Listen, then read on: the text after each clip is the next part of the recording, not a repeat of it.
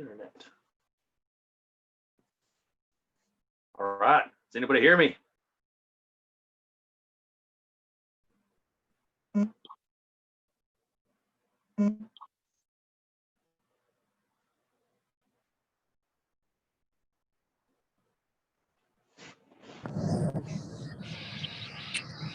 Hey, how's it going? Hey man, how's it going? I'm doing really good. Doing good here too.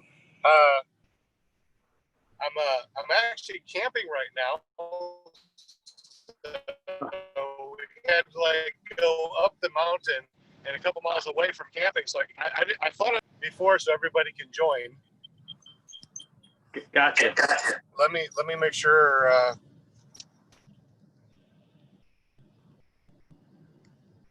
Let me make sure that everyone's gonna join real quick. Gotcha. It looks like it's just you and I right now. Yeah. So how you doing, man? Oh, I'm hanging in there, brother. Hanging in there, man. I got a cast on today and got a really good prognosis, so happy about that for sure.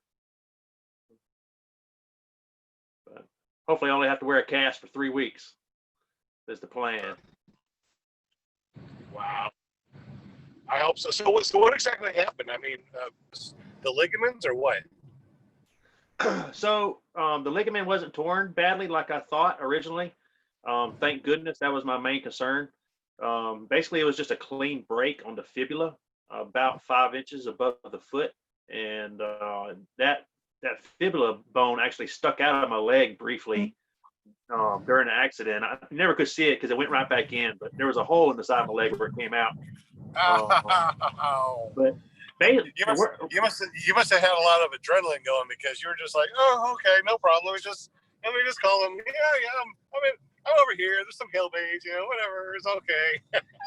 Oh yeah, man. Oh yeah. I was I guess what you would call in shock, and I knew it because I mean my foot was hanging sideways and I should have been hurting pretty bad.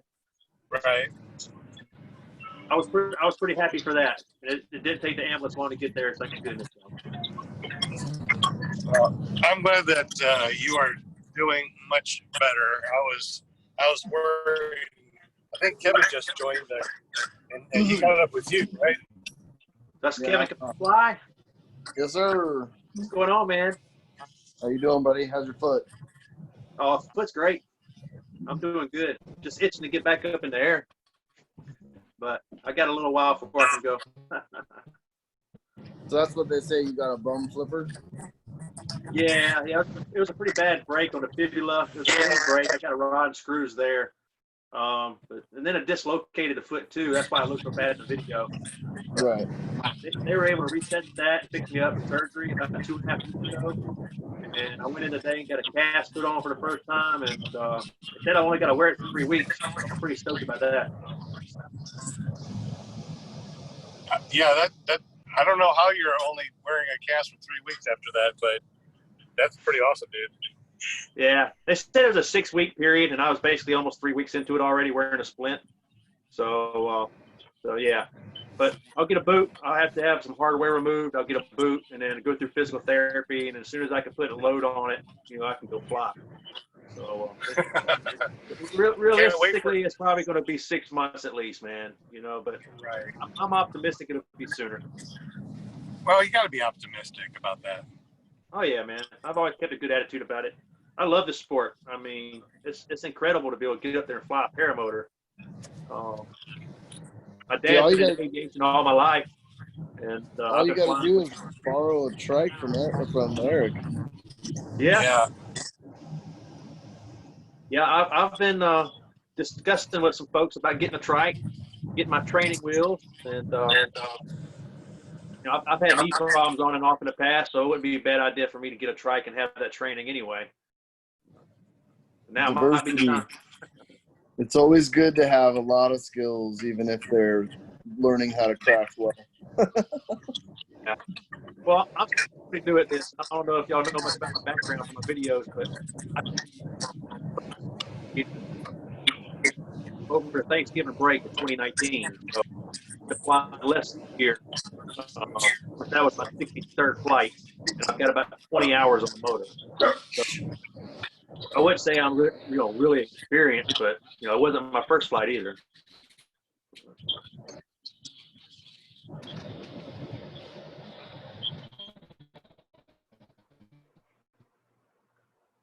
So I see that you have a training school of your own. Yes, so I train I have really paramotor shoddy here in internet over Portland here area. when I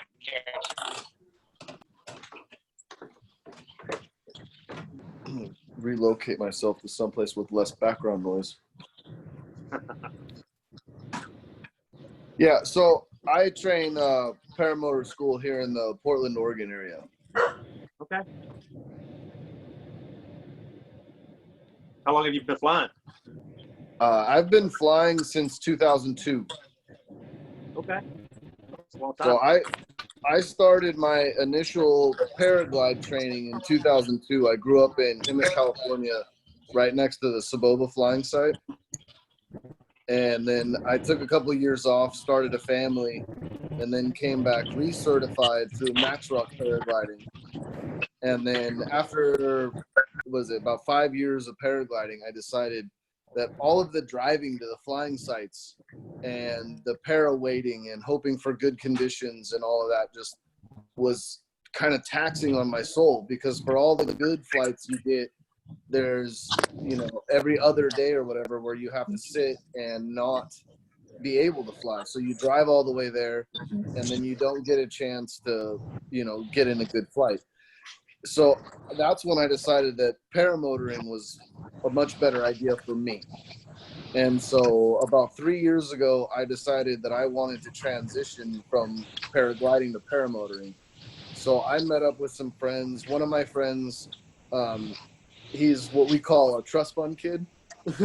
And so he's got four or five paramotors, I can't remember, and half a dozen or so wings. And one of them was an air conception with a 130 motor on it. And he basically took me through the whole transition from paragliding to paramotoring. I flew his gear off and on between paragliding for the 3 years, give or take. And then this last December, I finally had enough money to buy my own personal paramotor and my own personal wing that was dedicated to just paramotoring only. And then I've spent the last 7 months now, I've collected a little over 300 hours. Oh, wow. Wow, that's really good. That's a lot of flying, man. That's a lot of fun. I've got an airport that's 5 minutes from my house, and I go every morning or every evening that is potentially flyable. That's really cool. No doubt. Yeah, I'm pretty lucky myself. I get to fly right out of my front yard. So, we got a 1,800-foot runway in the front yard. My dad's been flying all my life, so getting into paramotors was just the next step for me. And I wanted to have something I could fly on the road. I live out of a camper, and I've spent the last 3 years just traveling around the country, and here and there. And I wanted something I could fly, take with me on the road and paramotor. And I was watching John Baptiste Chandelier's videos on TV and then YouTube, and that led me to Tucker Gott. And I said, well, it sounds like if I want to fly everywhere that I want to fly at, I'm going to need a motor, not just paragliding. And Sure. So that's kind of how I got into it. And it's been just an incredible adventure. Everybody I meet in paramotoring is just incredibly nice people. They're all passionate about what they do. They just want to help you. And it's a really cool family to be part of, no doubt. Yeah, the community, like I tell a lot of people, I say, the flying is only 30%. It's the fellowship that makes up the other 70. Yeah. I mean, that's why y'all are doing these live streams like this. People like to get together and talk, man. But I appreciate y'all reaching out to me. I mean, you didn't know me from a hole in the wall before that. But, And unfortunately, because I'm on a cell phone and I'm not by my computer, we won't be able to live stream today. However, it is recording, and I'll be able to edit it up and do a premiere probably Thursday or Friday. okay. So All right. unfortunately, it won't be live streamed today, but it is recording. And I think that you guys can also record this by pressing record on your side. So if you wanted to record a copy of this and upload it to your YouTube, you're more than welcome to. Well, I'll probably just wait for you to process the final video and put it out. I told several people it's going to be on YouTube tonight, but they'll have to watch it later. That's not a big deal. Yeah. Where are you camping at? Is it somebody's house? We're over at Devil's Den. Oh, is this it here? Yeah, we're apparently the store that's that's it. The store that's at the campground is closed on Monday and Tuesday, and we need ice. So weird. And there's no internet down there, no cell phone service, which is good because we're trying to get away from everything. But how am I supposed to do my podcast, right? So I figure that we can probably start this off, and then when I get to the point that I'm going to lose signal, I'll just let you guys take over, and you guys can talk as long as you want. Sure. So let's go back to that day that you broke your ankle, Brian, and I want you to talk us through flying through the hay bales, what you were experiencing, what the air conditions were, and what led up to you kicking the hay bale and hurting yourself. And can we go ahead and just I need your purse or your keys or something. Can we go ahead and just start like we're starting right now? Sure. And Kevin will be the co-host, so I'll go say I'll just say I'll go ahead and just start it. Hey, hello everyone. Sean Simons here, PPG Grandpa. We got our co-host Kevin Can Fly, and because I got some really bad internet over here, Kevin, can you introduce everybody that's on the channel right now? Yeah. So today we have Brian Waller. He was presented last week on the PPG Adventure Show. They spotlighted his video, and we were fortunate enough to get him on today to be able to discuss that video and the incident that he had and try to share whatever we learned from it. We also have Linda, Mama Linda, the happiest cheerleader of PPG we could ever have, and Sean Simons.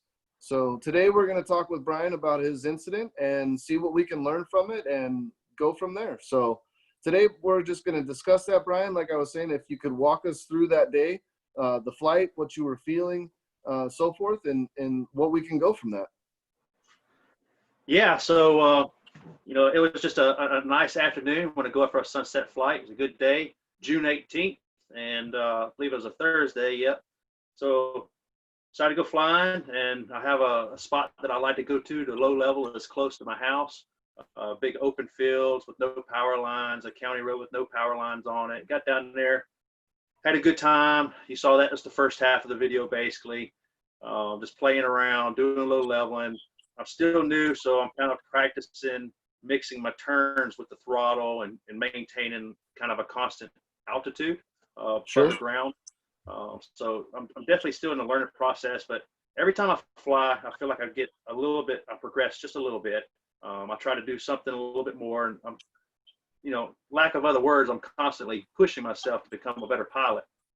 Absolutely. So I was having a good time. I felt totally comfortable in my motor. The weather was calm. There was, I think the forecast was something like 3 gusting 10. And it was late in the afternoon. I'd already been flying 30 minutes when this happened. So there was really no wind or gust that I know of that had an impact on this accident. I can't blame it on weather for sure. So I cross over to some other fields that I have low leveled over a few times, and they're hay fields. Just having a good time, trying to actually working on a new route that I fly low level all the time was my goal. So I decided I'm going to fly low beside these bales of hay. And if you notice in the video, at first I'm headed in the southern direction, and I come pretty close to a bale of hay. You can actually see the video that my body twerks just a little bit where I move away from it. So I got kind of close to the first one, probably a little closer than what I wanted. And I flew over a different field. From an outside perspective, when you went over the first hay bale, it did look like from my vantage point, like you did touch the first one. It kind of like you mentioned with your body, it did look like you made contact with that. So yeah, I barely did on the top of the bale of hay with my foot. I barely made contact. All right, so that did, I was already cutting it close at that point, and I was having a good time. I didn't think I had anything to be worried about. So I fly down the field, I U-turn in front of the neighbor, the guy that comes out and helps me. Even though he's an Alabama fan, I'm an Auburn fan. He came to my rescue, for any of y'all that know about SEC football. But anyway, he saw the whole thing, and he turned around. He came out there and helped me. But I was waving at him, and I turn around. I'm heading back towards the same bales of hay, covering basically the same area. Not exactly the same flight path, so I wasn't flying through my own wake. I was, probably 50 yards over. So I look ahead, and I'm flying low, and I see these 2 bales of hay dead ahead, and I say, I think I'm going to split that gap. And so that's what I do. I fly straight for it, and from the video, looking back at it, it looks like I was spot on until the end. As far as splitting them, a lot of things shouldn't happen. Those bales of hay were too close for my expert level, for my knowledge level, experience level. I shouldn't have been there in the first place. I know that, but long story short is when I got closer to the bales of hay, and it all happened so quickly, but I felt like I was a little too far to the left at the last minute. So my instinct was to pull right brake. And I believe that put me going the wrong way, closer into the bale of hay. And once I realized that, I'm barely going to hit this thing, my instinct, unfortunately, was to use my left foot to kind of just lightly push off of the bale of hay. I'm flying at about 20, 21 miles an hour on a Mojo Large. It's not like you're really hauling butt. But anyway, so I thought I was going to be able to push off of it.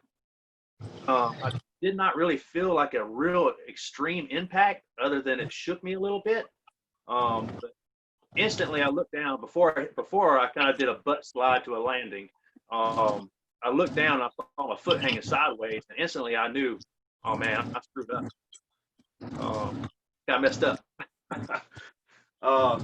The thinking process is basically I just kind of just fell to my butt. I lost a lot of my momentum when my leg hit, I think, and I kind of fell to my butt and slid just a short distance, and I didn't get my engine killed until after that happened. Luckily, my wing was still above me. There was no damage to the risers or anything, but the left side of the cage of the paramotor also hit the bale of hay, just enough to deflect the titanium frame back into the propellers. So I did break both propellers, about 3 inches off one and 2 inches off the other. That was the only damage to the paramotor, other than about a foot diameter hole in the netting, which I got to stitch up. But it all happened pretty quickly, and as soon as I got on the ground, like, man, Holy crap, Shane, are you drag racing? Good call. Yeah, sorry. What's up, JP? What's up? Go ahead and talk. So, Yeah. so for everyone that's not able to see or hasn't seen the video, the bales of hay that Brian's talking about are the rolled up style bales of hay, the round ones that stand They're about 500. They're about 6 or 8 feet tall, and they weigh nearly 1,000 pounds. So to a human being, they're an immovable object. They're about 500 pounds. I know. Let's just say I know. I have family that push those around all day long. But yeah, they're nothing you want to kick while flying. Trust me. Well, trust Brian. Yeah. So, yeah, for sure. So did you get caught up in it? Did your foot penetrate the bale? Was there netting that grabbed a hold of your boot? That was another thing that nobody could really get a takeaway from the video. Did it bite you, or did you just have an incident? I think it was just the impact. I did have boots on that the top 2 laces parts are loops. So there was the thought that maybe the loop got stuck on the bale hay, the wire that wraps it up. I don't think so. There's no sign of damage like that to my boot. But we did not investigate the bale of hay. By the time I went back to that field, those bales were gone. So Sure. we went back and looked for the tips of my prop, but we couldn't find them. But anyway, so yeah, I mean, I didn't move that bale of hay, and as far as I know, I didn't get one of those hooks on my boots hooked on something. But it's possible, I can't really say definitively one way or another. But, they told us in training not to wear those kind of boots, and I've always worn boots like that, and knock on wood, I've never got a riser stuck in them while walking around my wing. But anyway, I guess you probably shouldn't wear those flying, but you should Well, basically try to avoid bales of hay. I can tell you from personal experience, because of a stalled wing in a tree landing, that they're not the particular pair of footwear that are great for flying. Yeah. I wound up having that happen to me on a coastal cliff launch, and the only out that I had at that point was to do full stall and then have a tree landing. Otherwise, I was going to be flying a cliff with my foot stuck above my head in the lines. Oh, Hey, man. are we live right now? What's going on? We're Yeah. recording the show live, and then it'll be rebroadcasted on YouTube. Sean's going camping, so the show is going to be recorded and then rebroadcasted. Gotcha. So you can you can say things that we can edit out. Oh, Like boy. all of Shane's noise for drag racing he's doing, or his wife's doing, whatever it is. It was a sorry Dodge Cummins next to me trying to, try to mess with a Hyundai Santa Fe, and they got smoked. I don't know what happened. Does that thing got a Hemi? Yeah. So if we were to go back to the hay bales, as you're approaching them and you've got your hands up and you're flying to the gap, if you could rewind the clock and do that again, what would you do different? I would definitely pull both brakes a lot more to flare above the bell. Because I think with a Mojo large as the A-rated wing, it's a pretty slow, non-responsive wing. It's not, it's not an advanced wing. I think that might have been my only out.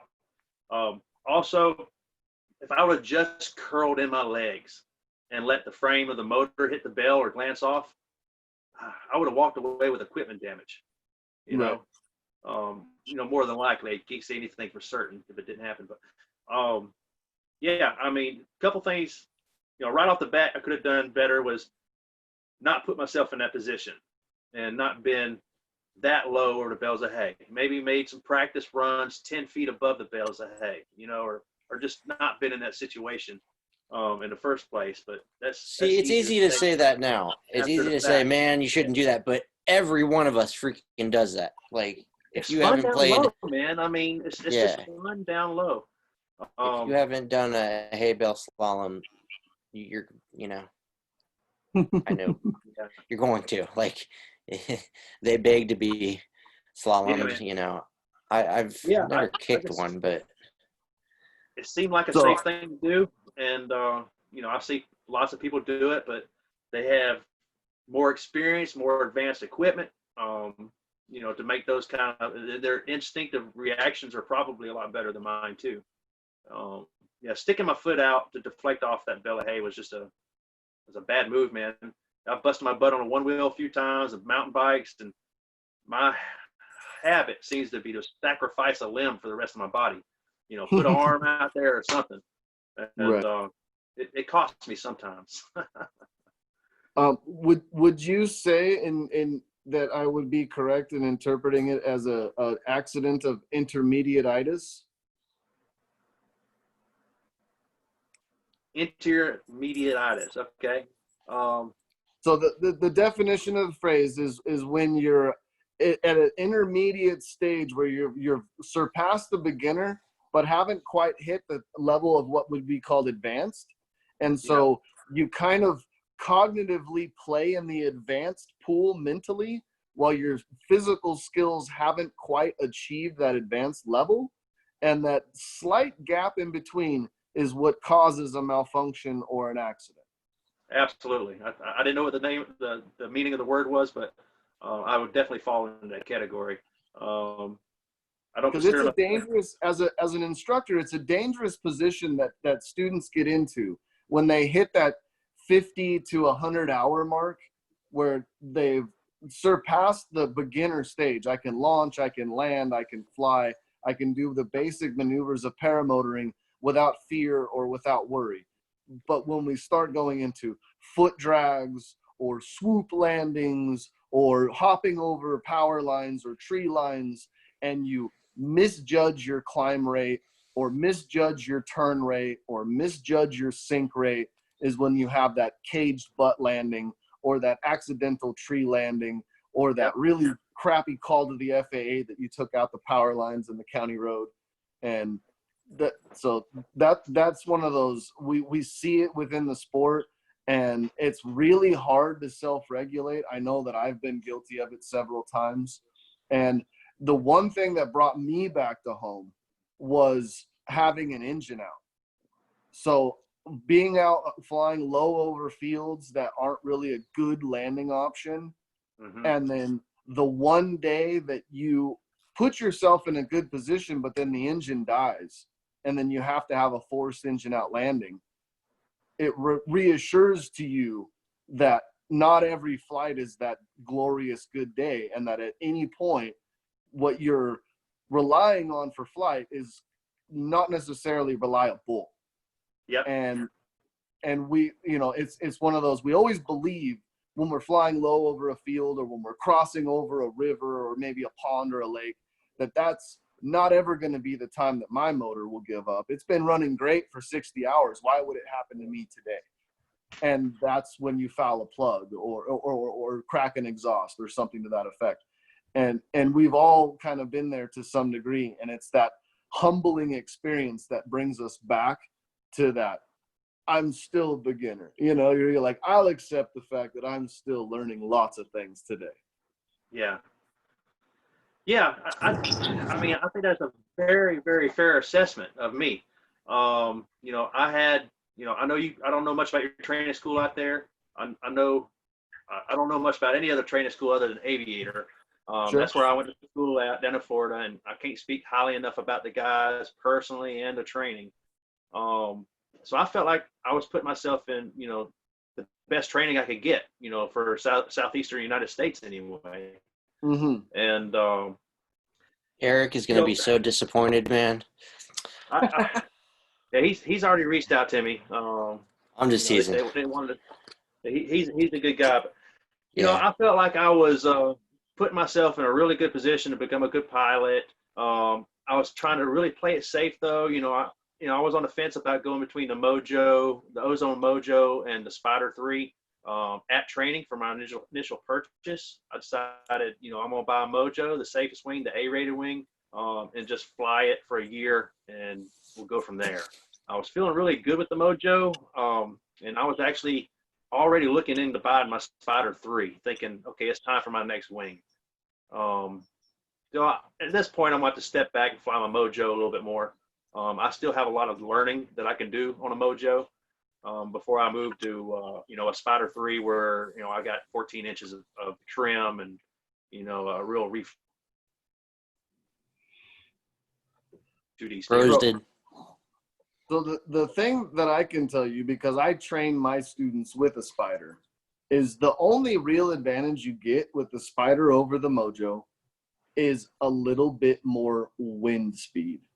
So if you're flying in a place, and this is one of those dependent upon your environment, and it depends for some people on what conditions they're willing to go fly in. But if you're a coastal flyer, or if you have a place that has generative valley winds, then a Spider is going to give you that little bit faster trim speed that will allow you to benefit in that little bit higher wind. Right.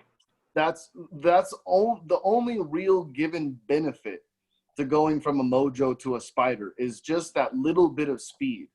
The Spider is a B-rated wing, and it will still sort itself out in any and all collapses with very little or no pilot input. The only thing that a Spider is reluctant for is stalls. A Spider is not a wing that you want to do any stalls on.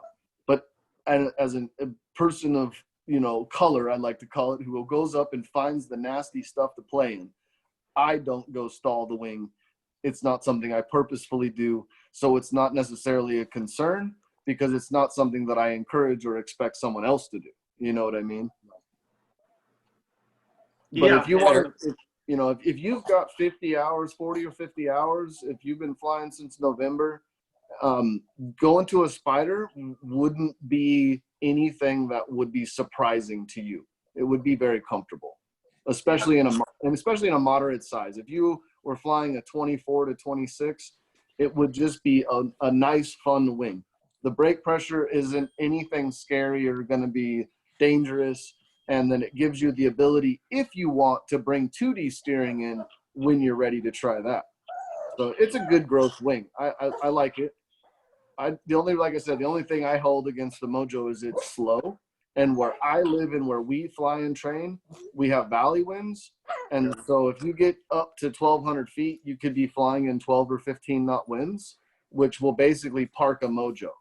But a Spider, you can let the trims out and you can cruise at 30 knots. And so you still have plenty of headway. Yeah. That's the one nice benefit. And that was one of the reasons I was on the fence about whether or not to get a Spider or the Mojo. But so long story short is it sounds like if I'd have been on a Spider, it wouldn't have gave me any more performance in that situation that would have saved my butt. Not necessarily, no. Yeah. Now, tell me this, it's my understanding, going through training that, our body and motor is a pendulum swinging underneath the wing when you make, when you hit a brake, left brake or right brake, deflect the trailing edge. If you're flying a straight line, level, and there's no wind, and you pull your right brake, which way does your body swing initially? Well, that depends on whether you're using weight shift or not. So that's the key element to the question of control. So when, like, I'm sure you heard it 1,000 times when you trained at Aviator, look, lean, pull. Yeah. Right? Look, lean, pull. I was not weight shifting at the time. Right. And so that wasn't actually turning. That's the key element that I would point out in saying, when you want your body to go right or you want your body to go left, you have to implement a lot of weight shift to get the generation, because you're articulating. See, what a lot of people don't understand is the wing with weight shift articulates, right? You're able to lower one riser and raise one riser. With a harness or a setup that's like a flat top, for instance, with fixed bars, you're not able to articulate the wing. You can move your body and load one carabiner or load the other, but you can't actually change the profile of the wing. So when we talk about look, lean, turn, the articulation of the wing is what's going to give you your roll rate versus your yaw rate.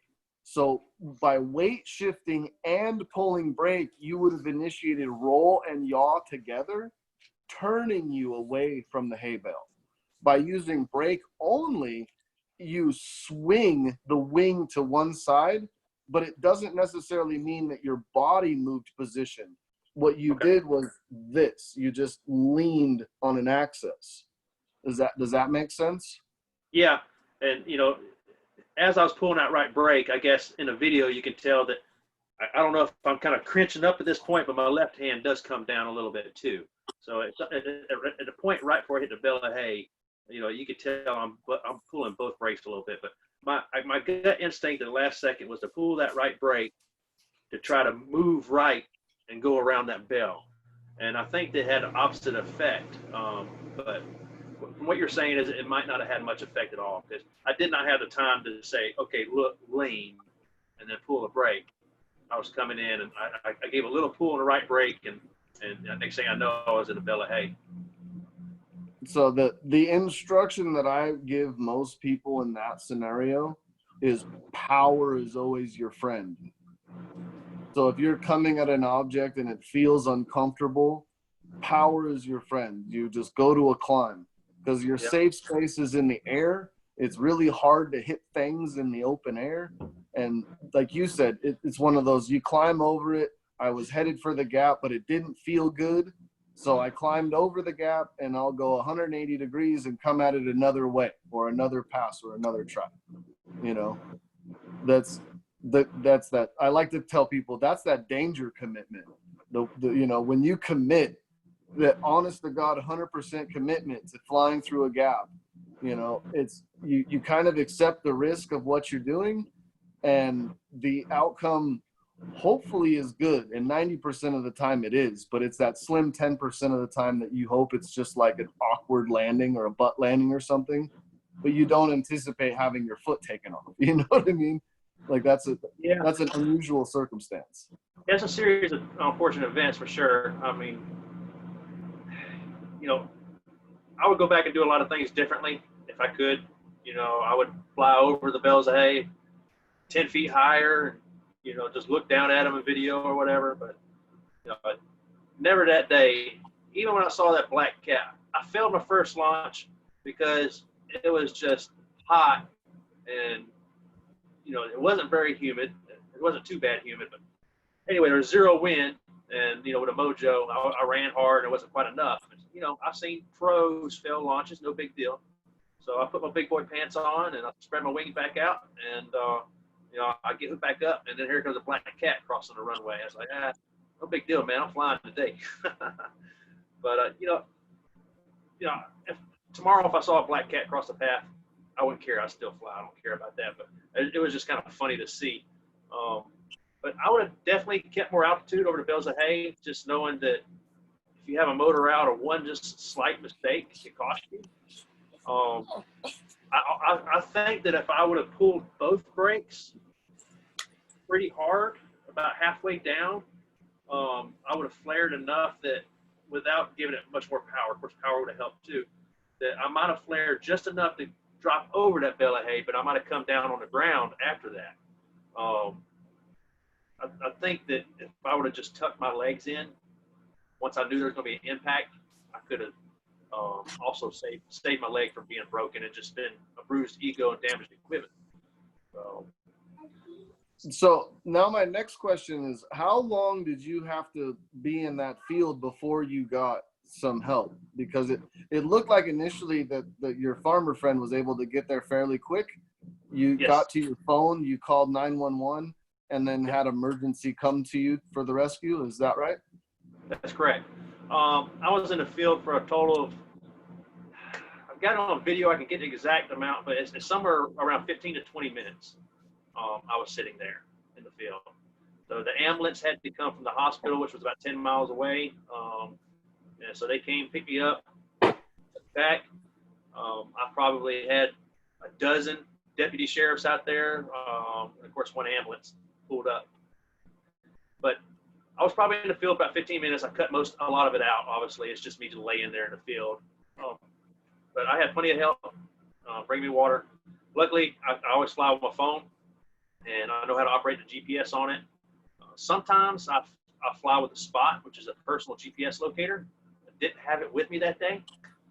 Luckily, I knew exactly where I was at. I was within a couple miles of my house, an area I always fly.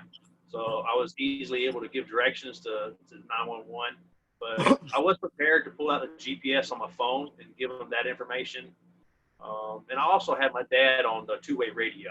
So I had plenty of ways to get help. Do we want to show the clip, or is that going to be done later? If you can screen share it, JP, go ahead. I think Shane needs to enable screen sharing. Me? I don't have the screen sharing on. Oh, share content. Hold on.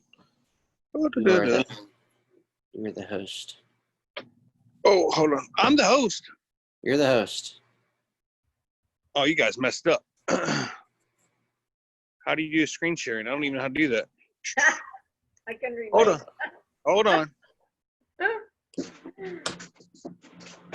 totally get it. How long you been on Zoom, Shane? Not long. Hold on. How do you turn the screen share off? Or on? It is a setting in. I'm in the. I think in the video settings. It is. It's confusing. I get it, Shane. I get it. That's why Hold I'm on. always messing with these guys. Just send me the link. Just send me the link. That's all. It is set. Have Linda walk you through it. She knows how to do it. Did it. Good. Try it. You'll be lost forever. Hey, there we go. So I didn't realize y'all did a review last week of the video, huh? Yeah. Well, no. Let's make corrections on that. Someone else on another channel made a review of that, which I would not, under no circumstances, have reacted to any of that review the way that it was reacted to. Is that fair enough to say? Mhm. I get it. Hang on a second. Nick didn't. Oh my God, there's so many dogs in here. We should get more dogs, guys. Well, I knew a lot of people would say, "Oh, look at this idiot, what he did," but you know, I made a mistake. You know, I'm dealing with the consequences of it, and I've definitely learned from it. I can tell you personally, I'm thankful as a new pilot. I'm 53 hours since November. A new pilot. I am greatly appreciative to you showing your video. It teaches not only myself but many others. So there's the black cat. Yeah. It teaches us all to make corrections and to not get too comfortable in flying. And I've been there. I've done this already. I've smacked a tree at the top of the tree thinking I could fly over it with enough throttle. Right. I mean, I didn't get caught up in it, but I did hit the top of the tree and spank myself. But lesson learned. And this is just another video, another tool that we can all learn from. Right. Yeah, It's like that a was clean basically my launch. goal, man. You know, I was hoping other people to learn from it, and you know, it was an interesting moment in my life, and I captured it on video, and so I put it on YouTube. It just made sense. There you go. So this is a county road that I'm flying over that has no power lines down it. So we Perfectly call legal. our Perfectly what? legal. It's perfectly legal. Yeah, well, we called our asphalt runway, but I've never landed on it. So, Yeah, one of the first things I did was I knew Tucker reviews these videos, so I think he was the first one to see this video before it was posted. But what do you mean the first one? Train to Florida. Can you pick this up real quick? I just made a mess. What do you mean he was the first one to see it? Oh, when I first posted it, it was private, and a couple of people review it for me. Oh, okay. Right. You know how he does those crash reviews? Right. Yeah. Is he gonna do that with that probably? He hasn't mentioned anything about it, but you know, I'm guessing that he'll probably consider it. He's seen it, so Yeah. he knows about it. Yeah.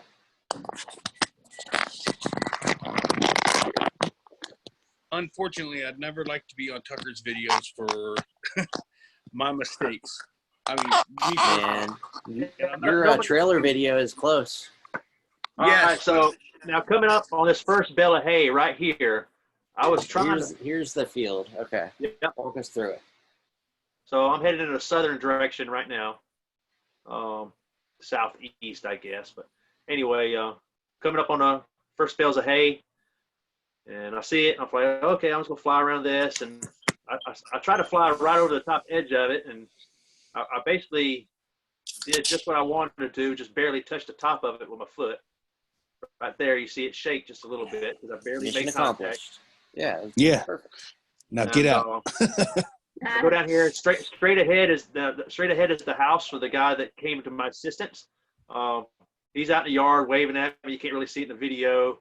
I do a little turn there and kick my legs for him. And at this point, I'm turning. I'm trying to keep conscious of my throttle and maintain a constant altitude this whole time. That was my goal during that turn. I think I did pretty good. Practicing turning sharper. Right now, I'm looking ahead. I see 2 bales of hay. Like, all right, I'm going to split these guys. And pull a little right there. Like, go too much. And then boom. I was just, man, if I would have just gave it a little gas or pulled both brakes and flared above it, done a lot of things differently. It could have been different, but this is what happened. You see at the last minute, my left arm kind of pushes out like Superman. Like I'm not sure what I'm trying to do there. I had a problem with my arms doing that during training initially. I didn't have my hands like pistons. I did Superman, but I've never really done that on landings or anything. Basically just came to a skid on my butt here. The neighbor comes over pretty quick in his little UTV and helps me get the motor off my back. I'm basically working on getting myself out of the harness. laying there. It's kind of hard to get out of my leg straps and stuff. And he helps pull the motor. I reach in and grab my phone here at this point. And the prop is broken. There's a little bitty hole in the net, but other than that, the motor's fine. Oh god. So you say in the video that you don't really have feeling, that it didn't hurt. How long did it take before it all started to come to you? Yeah, so some of the later video that I didn't put in, you know, it shows me basically laying there with my head down, kind of like, this is starting to suck a little bit, you know. But to answer your question, is my estimate is it was at least 10 minutes before I really started to feel any pain, and I couldn't believe it. I mean, I knew that's a thing. It's like shock. Well, I shattered my left femur, so I sat up to see my left foot sitting on my right heel. So I kind of understand the feeling of I feel it, but I don't feel it. Yeah. So that I knew I was in shock. I mean, I knew what shock was. I knew I should be in shock.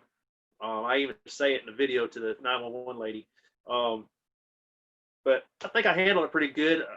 Initially, the video, it shows my foot sideways right after impact, and then as I'm landing, the foot is completely sideways. I guess I kind of just straightened myself out a little bit as I sit up there, and it doesn't look as bad here. But on the left side of the leg there behind the boot, what you can't see is there's starting to bleed a little bit because the fibula stuck out of the skin. The compound fracture.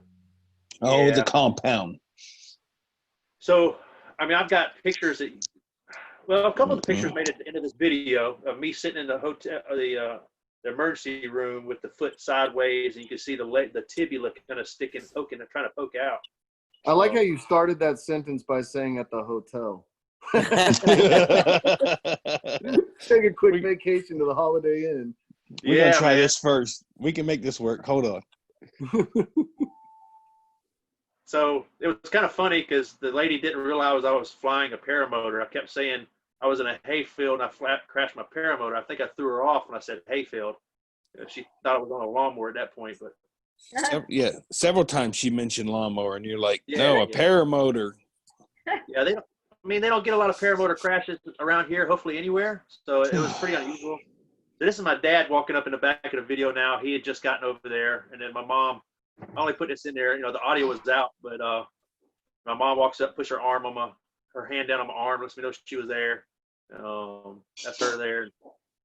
So anyway, they were there in the field with me, looking at my foot turn sideways, and this is a voluntary fire department guy from a local Lovetown fire department helping me out.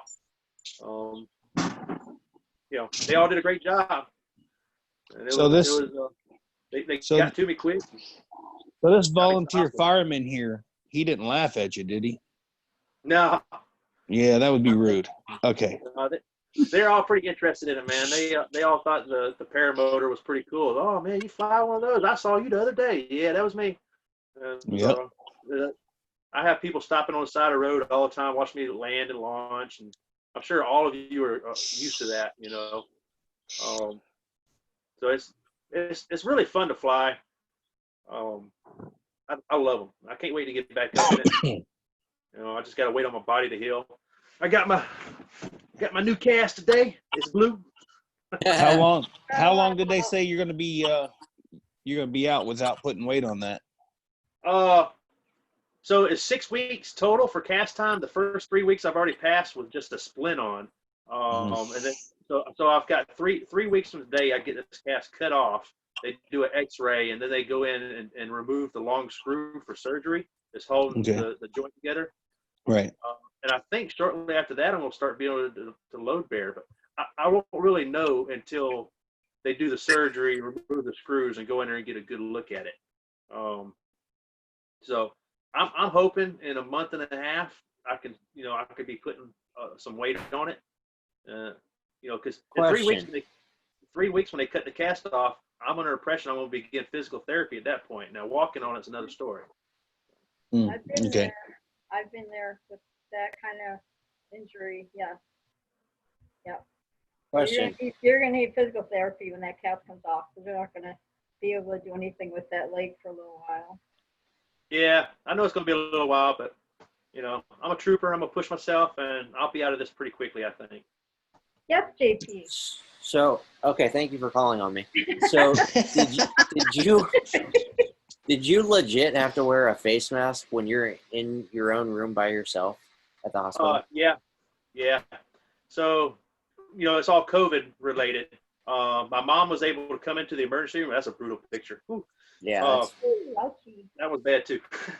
So my mom was able to come in an emergency room kind of deal that she could come in, but once she left, she couldn't come back. So I was only in the emergency room for a few hours before, they put me to sleep right there in the emergency room. And then that picture shows after they reset my foot.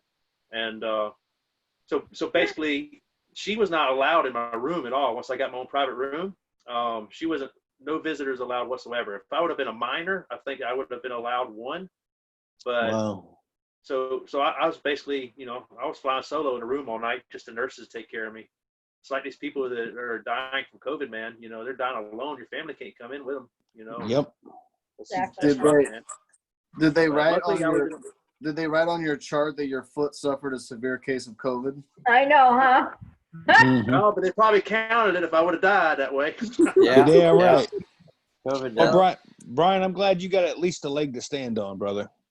Yeah, man, me too. And it's the left one, so I can still drive. I've already driven a vehicle a few times. Funny backstory, almost exactly 30 years ago, I broke my right leg. I was about 12 years old. Anybody want to guess how? Jumping off the roof with a plastic bag. Umbrella. Close. That was you, Kevin, right? It's related to aviation. You know I did that. I'm not You talking do. about flying off a roof, but anyway. No, When it didn't work jumping off the fence, I knew I just had to get higher up was the problem. Yeah, so about 30 years ago, my dad first got into aviation down here. That's back when ultralights were big. And so he's been flying all my life. And so that's why we have a grass runway in the front yard. But he was still learning to be a pilot then. I went with a more experienced pilot. It was my second time up in a small airplane ever in my life. I was 12 years old. What was it? King Cobra. It's a cable suspension type of frame. It's really similar to a modern Quicksilver MX Sprint. So it's a fixed wing aircraft, open, cruises at about 35, 40 miles an hour. Long story short, we got 200 feet, the engine quit. He made, he nosed it down to the ground, maintained airspeed, made a last minute landing, flared it just right. But it was a tricycle gear plane, and the nose wheel, we hit a terrace, and the nose wheel collapsed, and it broke my right leg, fibula and tibula, crushed my growth plate. So 30 years ago, I broke my leg in an airplane crash. 30 years later, paramotor crash. So hopefully that's it. It was the same leg? No, it's a different leg. It was my right leg when I was a kid. I was going to say, I wonder if it was weaker or something. If it was something like that. With the surgery now, when they fix his ankle, they'll just even him up with a quick hemi Right, job. yeah. Now you won't be tilted to one side with one leg longer than the other. Right. Hey, man, you called it. That's been my problem the last 30 years. My right leg has been shorter than my left leg. I've walked funny the whole time. Now you'll be balanced out. You'll be able to fly straight, and then you can split those hay bales next time. Yeah, I never could figure out why my wing always kites off to the right. Yeah. Yeah, but it's just they make for good stories. I've been in the hospital for a snake bite. And in the end, this will just be another good story. I'll look back at it, and when I watch the video from 5 years from now, and I hit that bale of hay, I'll still go, ooh. The first few times I thought about it, it was kind of unnerving to think about. But I've seen the video quite a few times now. It doesn't bother me. But, So what was her name? What was her name? Yeah, the snake. Copperhead. That was one of my call signs, was Copperhead. That's what a lot of people called me. But so were you playing with it, or did it surprise you? It was at one of my older houses near Auburn, Alabama, and I was just walking in my yard carrying a garbage can in front of me. It was dusk, and it was getting kind of hard to see. It was one of those. I was wearing sandals. There's just a series of unfortunate events came. I had a beagle that had 3 times in the past basically caught these snakes for me and zeroed out on them. And she had a special bark that she would do when there was a poisonous snake in the yard. I always knew, okay, there's a copperhead over there, gotta go kill it. She was doing that bark, and it just happened so quick, and I didn't put it together, and I felt a little like a mosquito bite on my ankle, and somehow I instantly knew what it was. I jumped up and see a copperhead slithering away. Luckily, they do a warning strike where they just kind of bite you without injecting a lot of venom. The adults do. And he got me one fang as a warning strike, so I didn't have to have any anti-venom or anything. I just spent the night in the hospital and got a bunch of pain meds. So it wasn't really anything to it, other than a good story. Yeah. I got nailed in the left leg by a big old rattlesnake walking home from the bar when I lived in Texas. Well, those things are toxic, man. That's another story. Mm-hmm. Yeah, that was fun. Good to tell. That's one of those, like, between shattering my femur and getting bit by a rattlesnake, I can literally look back and say, Mom and Dad, you did fantastic with that insurance, buddy. Yeah.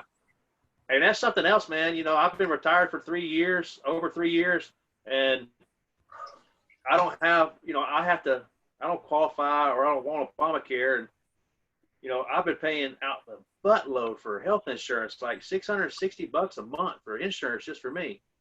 And for a while, I'm thinking, do I really want to keep paying this?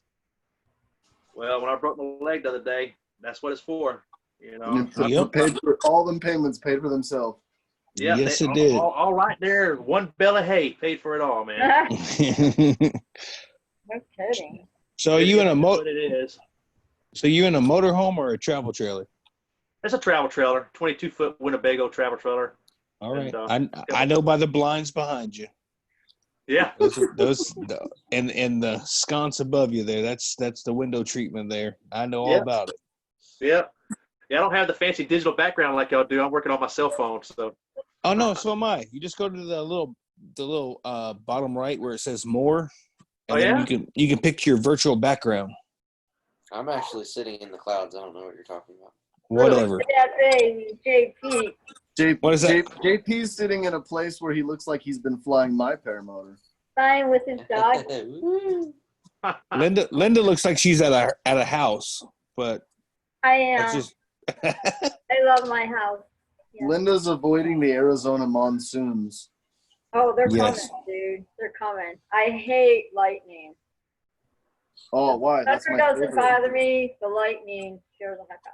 Yeah, lightning and thunder is like having a free 4th of July. It's like Mother Nature bringing you a free one. God. so. Brian, when you looked down and seen your ankle not in the shape that it was supposed to be after you hit the bail, did you say, "Hey, this is not correct"? I think How did I know that was coming? Bad. Oh, the initial thought that went through my head was, Two. oh shit, fucked up. Yeah, right. I mean, it happens that quick. You have time to think about it. It's like, oh man, I messed up bad there. And then I slid on the ground, and it happens quickly, and just thank goodness that the shock takes care of the pain for a while. And let me Yes. make good decisions to get help there. And I mean, if this would have been 200 years ago, I don't know what you do with an injury like that. It's tough. Drink a lot of whiskey and forbid the knife from getting you. Yeah, exactly, man. a lot 'Cause, of Reagan. Yeah. You would have been pretty cool if you had a paramotor 200 years ago. Ah, Yeah. can you imagine? Look at that flying man. I'm pretty sure Da Vinci drew one. I couldn't recall if it was a fact or not. I wouldn't doubt it. Guy was ahead of his time. But nah, man, flying paramotors, all y'all can, sympathize it. It's just one of the coolest things that we're probably going to do in life. And, So, have you been scared off? Or are you getting ready to sell your stuff, or what's the verdict? Oh no, I'm still thinking about buying that Spider 3, man. What you talking about? Yeah. There you go. I'm scared to get back up there. So does this work. work? Does this work for a mask when you go to the store and you need to get? I thought about doing that. things? I thought about doing that, dude. Oh man. This is actually like this for when I go free flying, because when you get up in the bright sunshine and the thermals and you're paragliding for 4 or 5 hours straight, that Right. you don't really have time to put on sunscreen. So I cut it out so I can pull it over my entire face and get that SPF covering. I hear you, man. I haven't worn something now, now. Right now I got that ombre thing going on super hard because I've been training out in the sun the last few days. I mean, I've been retired and up to the paramotor accident, like literally the day I broke my leg, I just got done spending a month and a half building a greenhouse. And so I've been outside working in the sun every day. I mean, I still don't have a farmer's tan yet, but no, I had a pretty good tan. I'm going to lose it now, though. I can't sweat with a cast on, so. Oh my God. You're going to go crazy, dude. You're going to go crazy. It's only 3 more weeks. I'm halfway there with the cast. That's So nice. after 3 more weeks, I'll be able to, take a normal bath or swim in the pool or get in a hot tub, do the things I like to do every day. But Yeah, well, at least you can drive. oh yeah. I've got a little Oh, out God. shower here in my camper, so I've been able to stay clean. That's nice. But yeah, they definitely limit you, and But I hate, I'm glad to say that, the leg is really in such good shape right now. 2.5 weeks later, that just a second ago when I got up to turn the air conditioner off for background noise, I almost got up and put weight on my left leg without thinking about it, because it just doesn't bother me much. But so I'm gonna have to take it easy on it and just make myself lay in bed and watch Netflix and just keep it elevated for a few weeks. It's tough. I'm a very active person, and I'm trying to cut back on alcohol and everything else because I think I've already put on like 10 pounds in 2.5 weeks laying around. It's terrible. Oh, that's nothing. You're gonna have to bring a whole new meaning to Netflix and chill. Yeah, I am. Yeah, I finished up 1 or 2 series already. So, but yeah, it is what it is. It cost me some money and it's going to cost me some downtime, but I have no reservations whatsoever about getting back up there. My only reservation is going to be putting too much weight on it too quickly and Right. extending the amount of time that it takes for me to heal. So, I mean, but before the injury, I hiked every morning. I would walk 4 miles, 3 to 4 miles every morning. Sometimes 2 miles of that, I would have a 40-pound pack on my back. Because when I started training for my training at Aviator PPG, I lost 50 pounds before that training. And I was running with a pack short distances on my back every day. And even after the training, I didn't give up on, after my training, paramotor training, I didn't give up on my physical training. I just kept doing it forever. I got into mountain biking, and that was just a blessing. It was a great way to exercise. It was low impact. So There you go. I'm looking forward to getting back out there and getting fit, but Yeah, that's it's what just gonna Tony take some Boyer time. does, is mountain biking. And he does the paragliding with Robert. So, yeah, that's how he keeps in shape. Yep. That mountain Get biking outside, is stay busy. nuts. So you could do that. FYI, round is a shape. Pear is the shape too. Oh, man. That's what I always tell everybody. I'm getting in shape. Pear Yeah. is the shape. Exactly. I've been a fat boy most of my adult life. I was 50 pounds heavier than I am now. And paramotoring was one of the things that really inspired me to finish getting into shape. And when I retired a little 3.5 years ago, that was my primary objective, was to quit smoking and to get into shape. There you And go. I gave up cigarettes I don't know, 3 years and 3 months ago, and I haven't had one since. And I lost 50 pounds. And I was just a success story down there. I really wanted to be there. I wanted to fly, and now that I'm injured, I still want to fly. But I'm in the same boat. I stopped smoking 4 years ago, and it was the best thing I ever did. good for you, buddy. Stop smoking what? Yeah, Cigarettes. you stop smoking? What? Hey, that depends on which state you live in. Stop smoking? Oh, in yeah. Alabama. I got to hit my mute on my phone real Let quick. me rephrase. I stopped smoking things with negative effects 4 years ago. Oh, that's good. Yeah. Well, I'm like, heck, now that I'm retired, hey, sky's the limit,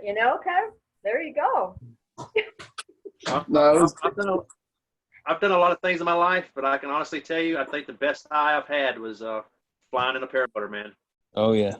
There you go. No, it was funny. My wife and I were chatting the other day, and she says, you know, people are out trying all these different things, you know, dating other people and having wild relationships and things. She's like, you know, maybe it's something to consider. I said, people do heroin. Is that something to consider? Oh, stop. Kevin, we gotta mute that one out of there. You better edit that when you're And editing. then, Edit. You've never done Some heroin? things are not worth considering is my point. Sometimes you just leave alone. and she replied with, "Sometimes you just gotta shoot in the dark." I think she's trying to tell you something, buddy. I think she's trying to tell you something. Yeah. I'm telling you. Yeah, crazy. No, paramotoring has definitely, it's something I've wanted to do for a better part of 20 years, and I finally financially was able to make it happen, and I haven't stopped. I mean, it's any chance it's flyable, I will bail on all my friends just to go take off to be all by myself, if you will. Sitting Any in my chance you chair. can get to fly into a trailer, you take it. Hell Shane, yeah. Shane is so dedicated to flying that he even switched his phone service so he could do his live streams better. I did. I went back to Verizon because Spectrum, Jesus, what a joke that is. Cheese and crackers. That's what I said, cheese and crackers. I mean, my Spectrum service would be like, I don't know, I might as well have like UFO service or something. It just wasn't good. Ooh. There you go. It could be next. What are you guys laughing about? The home of the Elon Musk $7. The home of the $7 internet. What? I'm sorry. This e-cig is a little rough on my throat. What'd you say? So Shane, how long have you been flying, Shane? I hear you talking about live streaming from the air. Since November. Okay. I went to school at Four Winds He's a new. over in Avon Park. Hi. Hello. Say hi. What's up, sweetie? That's JP. Like, Say hi, JP. Hi, JP. Hey, sweetie, what's your name? What's your name? My name is Bellatrix. Tell him in the camera. Tell him what your name is. My name is Bellatrix. I love you. Beatrix? Bellatrix. Bellatrix. Nice. Nice to meet you, Bellatrix. That's a beautiful name. My name. Is your name Bellatrix can fly? Not yet. Not yet. Not yet. One of these days? Flowing off like a donut. Like that's a little one. She doesn't know the umbrella trick, does she? Not yet. Not yet. Her older, Not yet. her older sister does. See, I've got two girls, right? And potentially, we're fingers crossed, we might have one more coming. But this one here, she's the disaster zone. She's the one that wants to climb to the top of the tree and then jump out of it. She's the one that climbs to the top of the cat scratch post and then does a backflip off of it. My little one, on the other hand, she's more timid and more afraid of doing things. So we've got both sides of the spectrum here. We've got wild as could be and then a little more reserved. Well, congratulations, man. Fatherhood is something I have not achieved yet. So I'm hoping one day. I'm not too old. I tried to avoid it like the plague, but it just kept following me.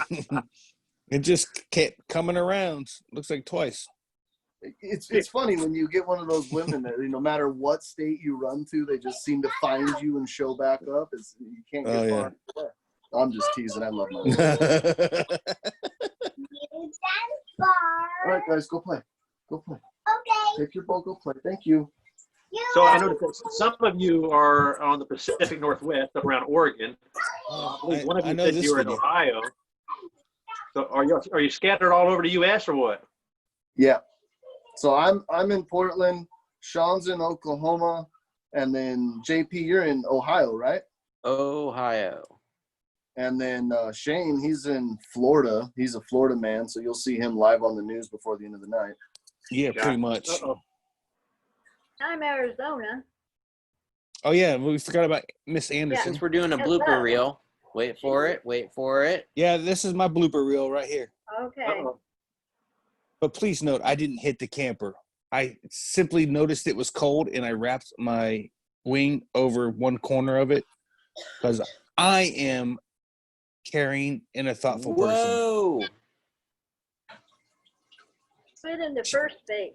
Were you doing a downwind takeoff? Like, how did you run that far and not get off the ground?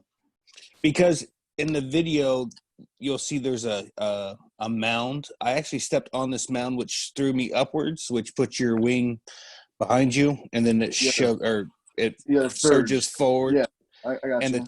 the time I corrected it, I looked up. I was like, "There's no way I'm going to make over the camper."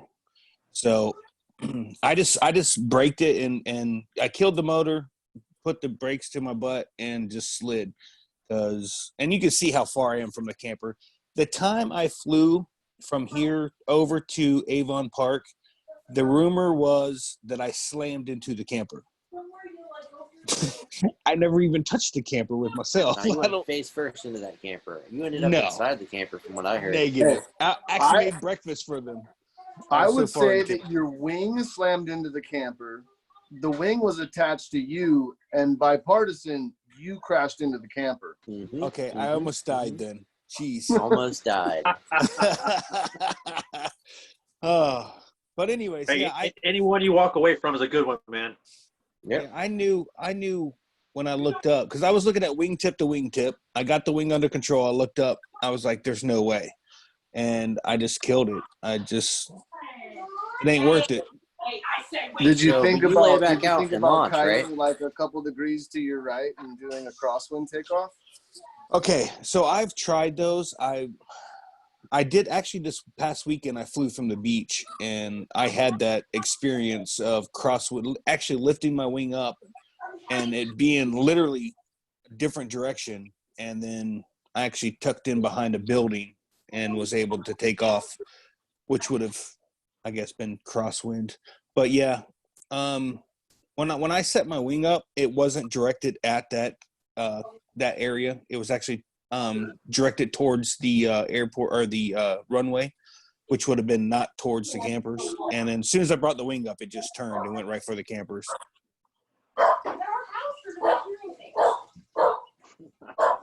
Uh-oh. I'll be right back. Uh-oh. Somebody's feet are tired. Dogs are barking. So is this a show that typically goes on every Monday, or is it kind of just random at this point? Well, this is our very first show. We've tried some other show concept, and this is our first, I guess, real show. Okay. And it's starting out with Kevin can fly. Well, Sean, PPG Grandpa is the main guy. Right. Kevin can fly is our expert.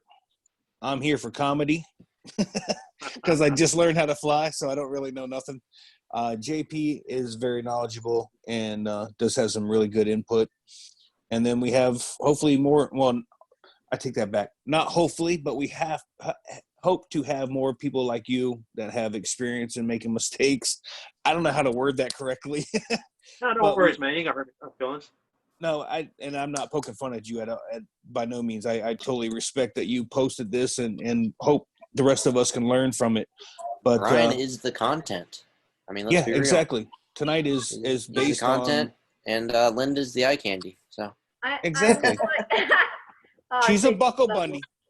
She's a buckle bunny. She's been for. Oh, stop with the buckle bunny. You know, this is so. God. Here's what I God. expect. Here's what I expect. I Oh, no. expect within the next like 6 to 9 months, give or take, that Robert's going to get his tandem rating because the boys are going to want to go fly. So Oh, Robert will take. they already have been flying. Well, I get that, but I'm saying like Robert's going to take them tandem, and then you're going to Robert's come flying visit. too. Yeah. And then you're going to come visit, and then instead Mm-hmm. of going and taking the Jeep to Blossom and taking pretty pictures, you're going to go tandem with Robert up to the top of El Cap and take really pretty pictures. And you're going to Yep. post all of it on YouTube, and then you're going to have your own Linda Can Fly channel or something. Oh, Uh-oh. there you go.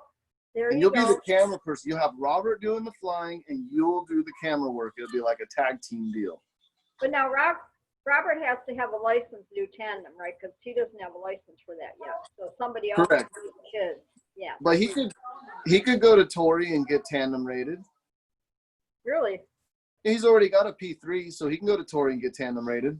Just Oh. another course. He just has to go through the course and then get a tandem wing and a spreader Oh, bar. you have to go to like a class, right? Yeah. You do a class tandem. and then you get You do a certified. tandem course, and then you get your T1, and then your T2 and T3. Your T1 is just says you've gone through the tandem course. Your T2 says you've done enough tandem flights that you show proficiency, and then your tandem 3 allows you to do tandem flights as a commercial business or for pay. Interesting. See, I didn't know that. I knew Kevin, you had to do some kind of classes or whatever. Kevin, have you taken all those classes? No, I have not. Excuse me, I have to let my dog, he said it's 115 out. No, considering the area that I'm in, and there's already 2 really, really good paragliding instructors, and they both do tandem flights.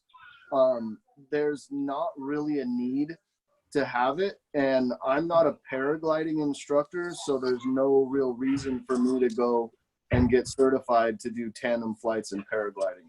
What about Although paramotoring?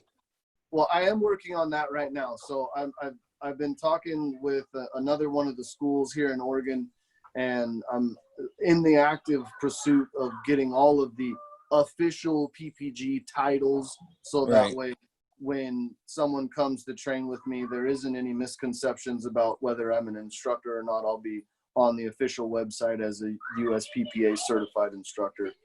Nice. So, Brian, Yes, sir. what is your goal, your end goal with this sport of paramotoring? Are you wanting to go into tandems? You just wanting to fly as much as possible for yourself, or do you have a goal? You know, when I was going through class at Aviator, I set a goal, and I set some pretty high goals sometimes, but I said, I want to do it. I want to be able to do what these guys do. You know, I want to be able to have the skill base that they have, to be able to participate in a team like something like Aerodyne and go around and help, you know, just be a cheerleader for the sport and, you know, share my experience and help get other people into it. I wouldn't go as far as saying maybe being an instructor one day. I'm not sure. But I definitely want to advance my skills well beyond where they are now. I want to get into paragliding, not just powered paragliding. Right. I know that you're limited where you can do that. I know there's more skills that you need to do. I've never flown at a beach. I would like to, I do some traveling with my camper. I've been all over the country in the lower 48. So I would like to get some experience flying in mountain type terrain. All of these are, in my opinion, require some additional training, or at least flying with some other people that have the knowledge to pass it on to you at a minimum. So my goal is to continue to build my skill set, add wings, and maybe another motor to my quiver in the future, and just to keep advancing my skills until I get so old that I can't foot launch, and then I'll get a trike. Yeah, right. Well, I So tell you this. I can Go ahead, tell Kev. you from my experience, with flying a paraglider, you will learn so much more about the air and about controlling the canopy that when you get done with a P2 course, going back to paramotoring will almost feel mundane in the regard of how the actual paramotor flies. You have so much more weight shift authority in a free flight harness, and you have so much more dexterity in the way that the canopy feels, that you get a lot more precise feeling. And then when you go back to paramotoring, it's almost easier in a way. And the depth of knowledge you get allows you to safely fly into more conditions than you normally would. Because through a paragliding course, you'll get thermal training, you'll get soaring training, you'll get kiting training, and they'll even go, most of the guys will go through a small SIV-ish course with you, where they'll do a set of series of collapses, and you understand what you're going to have as a feeling in flight. And then when you transfer those skills back to paramotoring, it just makes paramotoring so much more enjoyable because, like I say, when I say mundane, that's probably the wrong word, but it makes it feel like you have more confidence, like you know what's going to happen and you can be a little more ahead of the flight and not in the moment of the flight, if that makes sense. All right, so question for the group. Have anybody done the SIV course or have plans to do an SIV course? I've done 2. I'm doing one in August. My first one ever. Good. I Go. plan to do Hey, it sometime. come on, JP. I've not yet. If If you're you get doing your heads SATs, out of class. JP, if you're doing SATs, you really should go do an SIV. Yeah, that's what everybody keeps saying. I mean, If you're you at that point where your skills are ready for, I should have done it before I started trying sets. Oh, To no. be real. SIV, this is where people have a misconception about SIV. In my opinion, the best time to do an SIV is almost straight away out of training because it gives you a real healthy respect of what you can expect out of your wing. You know, we always worry about collapses. We're told to worry about collapses. We're told that it's going to happen eventually, blah, blah, blah. When you go do an SIV and you purposefully deflate the wing and you feel it bang open and it does all the things it does, you get reassured, but then at the same time, you understand what it takes to fix it. You know, you get a whole real understanding of the wing, not just somebody told you collapses are scary. Mm-hmm. And, you know, then once your skills progress to the point where you start doing larger wing overs, sats, big spirals, things like that, that's when you are at a level where if you do a bad input and you wind up going from sat to coconut spin, you would know how to Can you exit unload the this? coconut spin without collapsing the flying side of your wing. You know what I mean? Oh man. Yeah, I was absolutely intending on taking one as soon as possible. Talking with some other people, the basic suggestion that they had was, you know, you wanted at least 50 hours before you take SIV, and maybe 100 hours before you start learning thermaling with a motor on. I've heard some different feedback on that, but it was definitely in my future taking an SIV. Just knowing how to get out of a situation and know how you're going to react, you know, to it in the future, it gives you a lot of confidence, I think.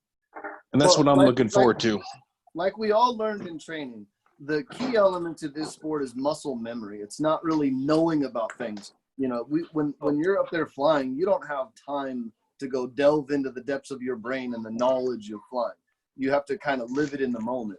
And the training is there to teach you the muscle memory to do forward launches, reverse launches, kill the wing. And that way, when you're in a situation for high wind, you don't have to think to yourself, well, shit, what was the lines my instructor told me to pull? You know what to do because of the muscle memory that's taught you. The SIV course is the same way. It's just to teach you how to pump out the deflations, how to weight shift the deflations, you know, all the different, what I call different aspects of flight. Because just because we're flying doesn't mean that there isn't 19 different ways that things can happen. You could have a deflation to the left, deflation to the right, a frontal. You know, like I said, you go to do a big wing over or a sat and you pull a little too much brake, stall one side of the wing, and then you wind up going into either a negative spin or a coconut spin. And exiting one of those can be very scary if you aren't prepared to let the wing fly, then check the surge, and then fly out of it. And the SIV is what teaches you those timing to check it, let it fly, then fly out. Like it's like I tell people, it's like a mechanic having a toolbox. You know, a good mechanic has a huge wall of drawers with all kinds of tools. He may not use all of them in one day, but he has all of them there to use. You know what I mean? And he knows where they're at, how to get to them. And that's my analogy exactly. Is he knows what drawer to go to when he needs that tool to use. And none of it's buried somewhere. It's not a mess. It's, you know, that professional mind, that professional setting. Everything's laid out in such a way where when I need something, I can grab it, I can do it, I can get it.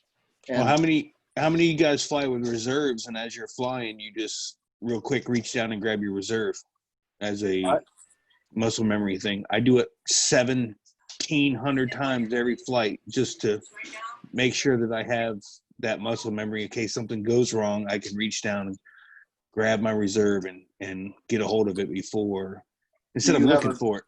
Do you have a side-mounted reserve or a lap-mounted reserve? Side.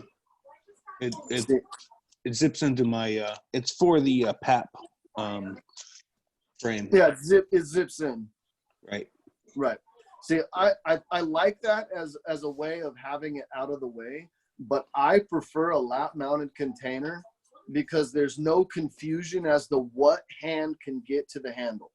So if you're in a left-handed spiral and you're locked in, and the only way for you to get out of that spiral is to throw your reserve, it's going to be hard for you to get your right hand to reach in because of the G-forces. Your left hand is going to come across, which means you can still get to the reserve handle. But if you have it on the right-hand side of your paramotor and you're G'd out and you're having a real hard time pulling your hand in, it's going to be a harder time because you can't get, being in the harness and strapped in, we all know, you can't even get to a chest pocket barely. Right. I mean, it's nice because it's out of the way, but at the same time, for the eye of safety, I like it to be on my lap, and I fly with a lap-mounted reserve. I got enough stuff I got to check before pre-flight, before I take flight, adding the reserve and making sure I clipped it in for a lap. I mean, you got to do that every time, correct? Well, every time. Well, see, my reserve is on a Y bridle that comes up to my shoulders. Right.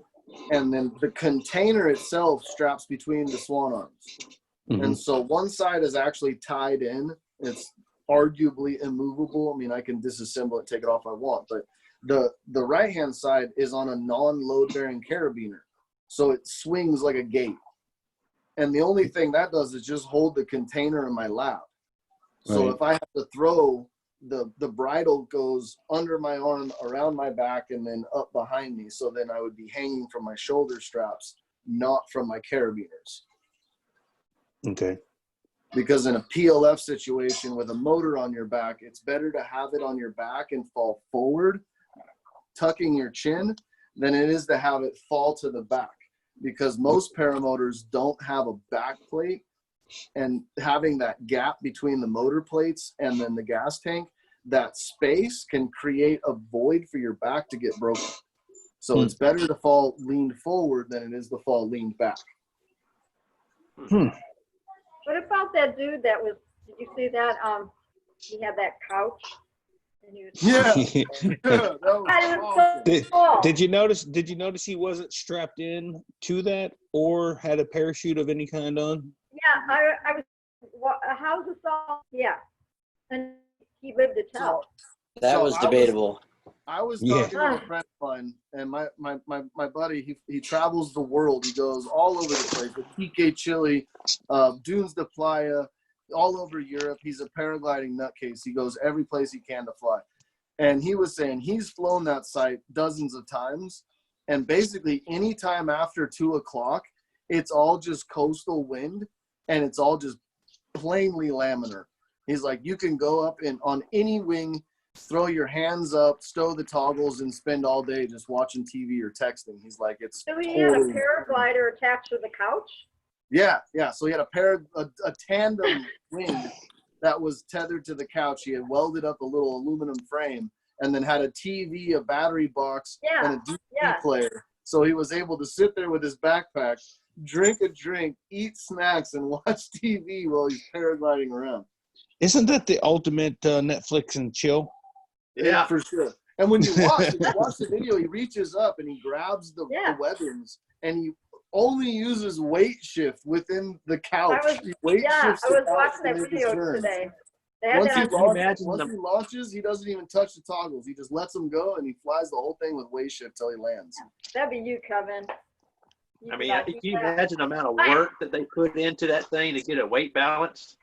You know, the thing that I was going to say, the thing that had me blown away was the fact that they had balanced it out to the fact where when he was flying it, it was, perfect underneath the wing. Yeah, I mean, obviously he did a hang test and he added weights and he had his position perfectly centered in that couch. You didn't see him sitting on the left side or the right side of the couch. I mean, it had to be just right. And so my background is. You don't want to crash into a hay bale with that. No. Unless it was in a recliner mode. I think so. Oh, there you go. Well, there you go, Well, Kevin. If you Get did that, a you nice break little your, recliner from the thrift store and just hook it all up and go flying. go fly a lazy boy. Yeah, right. Yeah, there you go. In There's the a recline, show. in Go the fly a recline lazy position. boy. Yeah, you could do it. Hey, have Some you people guys? like to describe this sport as flying a butt fan or a lawn chair under a bed sheet. This guy was literally flying the living room couch. That's crazy. That is crazy. Oh my gosh. Have you seen the European Halloween flying? Have not. Oh, you gotta check that out. That's something different. So they make all kinds of different costumes, like sailboats. Like they'll make like a full pirate ship out of like cardboard and surround it around the harness. And Or is then when this when they jump off a dock and try to fly? no, that's the Red Bull Flugtag. No, Okay. this is a fly-in that they have in Europe, and everybody shows up dressed in costume, like a Halloween costume, and then they take off and fly off the paragliding site all dressed in costume. Some people are dressed as Superman, some people are Santa Claus. That's cool. One guy last year, he had the sleigh with all the reindeer and had balanced it all out so that way when he was flying, it looked like the sleigh and reindeer was flying through the sky under the paraglider. I do remember seeing that. I remember that. I think that was on the national news here last year, whenever it happened. Yeah. But they do it every year. It's hilarious. They do this Halloween fly-in, and the turnout is amazing. The costumes are amazing. The European flying scene is way more intense than the American flying scene is. That's for sure. Is that right? Oh yeah. Well, they're a whole lot more community-based. I mean, as much as I love to say I'm an American, the European culture is just totally different than the American culture is. They're way more community-based. They're way more, I hate to use the term, but socialized based. You know, they worry about each other more. They care for each other more. And it shows, you know, their camaraderie, especially within the paragliding club. When they get on the hill, it's just a whole different feeling. Yeah, and that may be one thing I really like about the paragliding community here in the United States is, you know, you feel that camaraderie where, you know, people care about each other. But so much other stuff going on in the world, you know, it seems like so many people hate each other in this country that, you know, it's sad. It's good to have, you know, people like y'all out there that, you know, that generally care about other people, you know, even if it's just within the sport. But, you know, it's nice to have that camaraderie for sure. You guys are all family. It's people helping people. It's powerful stuff. Speaking of people helping people, so my channel name is Never Trust a Skinny Chef Shane. I do cooking. I do everything from flying paramotors to hunting, whatever. So the other day, I ordered some rubs from Uncle Steve's Shakes, and he sent me the first time I got some of this stuff to try. He sent it to me for free. Well, I ordered because he told me once you try it, you'll be back. You'll buy it again, and he was right. I bought it again, and I bought 4 bottles of his rubs. Here are those 4 bottles, and then here are 3 more bottles. Oh man!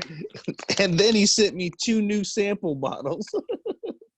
Nice. And I just want I don't know if this will get out or not, but I want to thank him very much because I'm greatly appreciative. If you haven't tried Uncle Steve's Shake, I make no money off of him or off his rubs, whatever. I actually spend money on him, but it's really good stuff, and I can't thank him enough. That was really nice of him. He didn't have to do that, but I'm greatly appreciative. That's cool, man. Because you are the chef. My channel is about the same way. You know, paramotoring is just something I introduced to my channel starting last November when I got into it. But before that, it's basically just about my life. I'm a hunter, fisherman. I go out to Colorado elk hunting every year, bow hunting. Got some encounters with bears out there that are pretty cool on video and that kind of thing. But so yeah, my channel, some of it's kind of boring. You know, it seems like when I started putting out a bunch of paramotor videos, my subscribers started to go up a lot. And then I would put out something other than paramotor in one video, and then I like drop 5 subscribers or something, you know. Well, I don't like I've always said I don't do YouTube for anything other than a distraction in life. And Yeah. So whatever I decide to put on there, if you want to watch it, great. If you don't, great. No sweat off your back, huh? Yeah, it's there. If you want to see it, great. If not, then okay. So that's you know, I'm kind of the same way. I just do it for the fun of it. This phone that I'm using right now for the Zoom meeting, when I retired over 3 years ago, one of my best friends, Andy, he bought it for me, and he's been paying a bill on it ever since. He said, Brian, you're going to go to some cool places and do some fun stuff. Just take this phone, take a few videos, put them on YouTube for me so I can keep up with you, and I'll pay the bill. I said, sure, man. Sweet deal. So that's kind of how mine started. And nice. Your Well, I got a paramotor, you paramotor. said? No, his phone. Oh. Get your heads out of cloud. Come on. My phone is a Samsung F7 Galaxy. Was that the question? No, he wanted to know if your friend bought your paramotor. It was your phone that Oh, no. he's bought and paid for the service. You're out of your element, Tony. No, I paid for my paramotor out of my own pocket, man. I didn't. You said And you never flown the beach. Technically, as a Florida boy, since November, this technically is the first weekend, this past weekend, I have flown from the beach and landed at the beach. And I've flown anywhere from 6 a.m. to went back up at 1 o'clock in the afternoon to like 3 o'clock, and then landed again, and then flew at 5:45 until almost dark. It was crazy. Seeing some of the biggest sharks I've ever seen in the air. That's another hobby of mine, shark fishing off the beach. Catch 7-foot shark right off the beach. Yeah. Well, I've seen sharks bigger than that. And then I thought to myself, man, what if my wing collapses right now? Not only do I fall in the water. I'm gonna step out of the video for just a second. All right. Not only do I land in the water, but I land on a shark, and then that's just my luck because I have horrible luck. But it was awesome seeing sea turtles. Right now in Florida, the sea turtles are coming up at nighttime and laying their eggs up on the beach. So flying, and you can see thousands, and that's no exaggeration. You see thousands of trails where they go up and then they come back down. And it's just turtle track after turtle track up and down the beach. We flew for an hour. Oh, man, what did we do?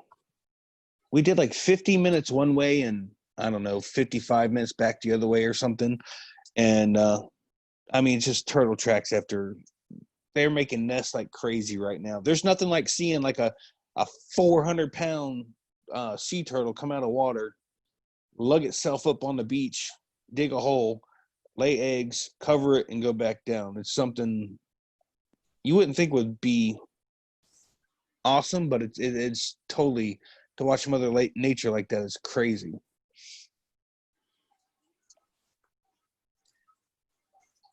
Back to you, Shane. Apparently, somebody should tell Brian to shut the bathroom door because his microphone's still on.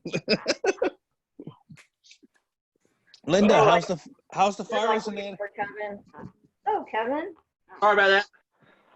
So did your dog go hide underneath the couch all night, Linda, or was your dog okay? No, they were fine. I was not. It was like they stayed in the house. I sat outside on the phone with Robert. It was like a war zone in my little community, right? Seriously, it was bad. I've never, as many years as I lived out here, it has never been that loud. And there was like people shooting up stuff like 5 houses down, you know, for me on the main road, whatever.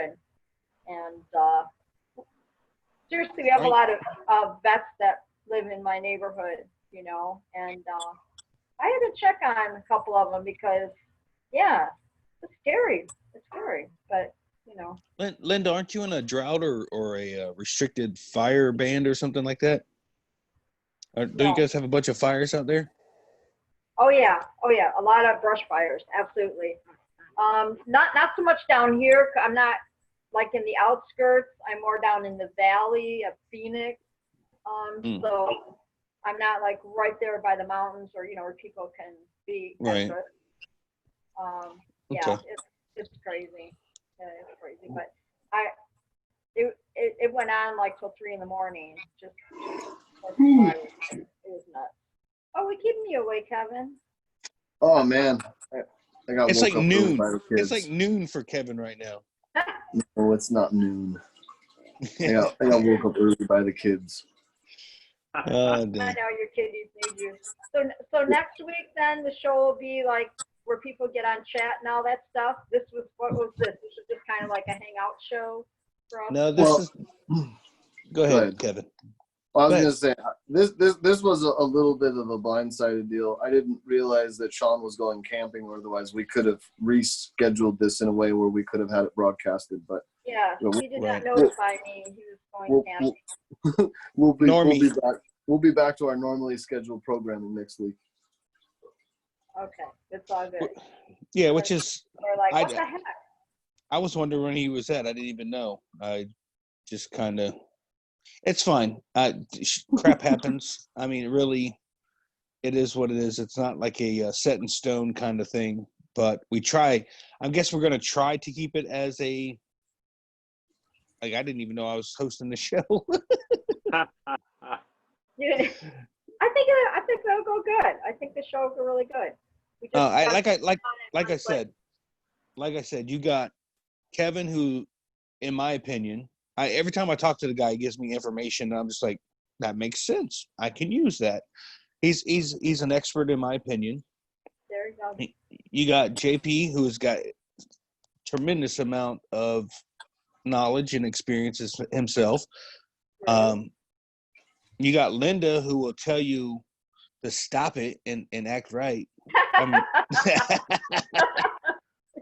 Exactly. Sean, I mean, like, whoa, boys, whoa. Yeah, exactly. Calm yourself. Somebody has to do it. Linda's over there with a Sharpie and a mayonnaise jar right now. He's like, I'm getting my jar ready. You all. I'm about to buy me some fire hydrants out here in the valley. Make sure I don't burn up. Timeout jar. And then we just like Linda doesn't need a Patreon. She has a cuss jar. grandma's cuss jar. Oh. So I was curious if this was going to be on a live stream. That I guess there would have been a chat room with people streaming it was able to chat and potentially ask questions. Is that right?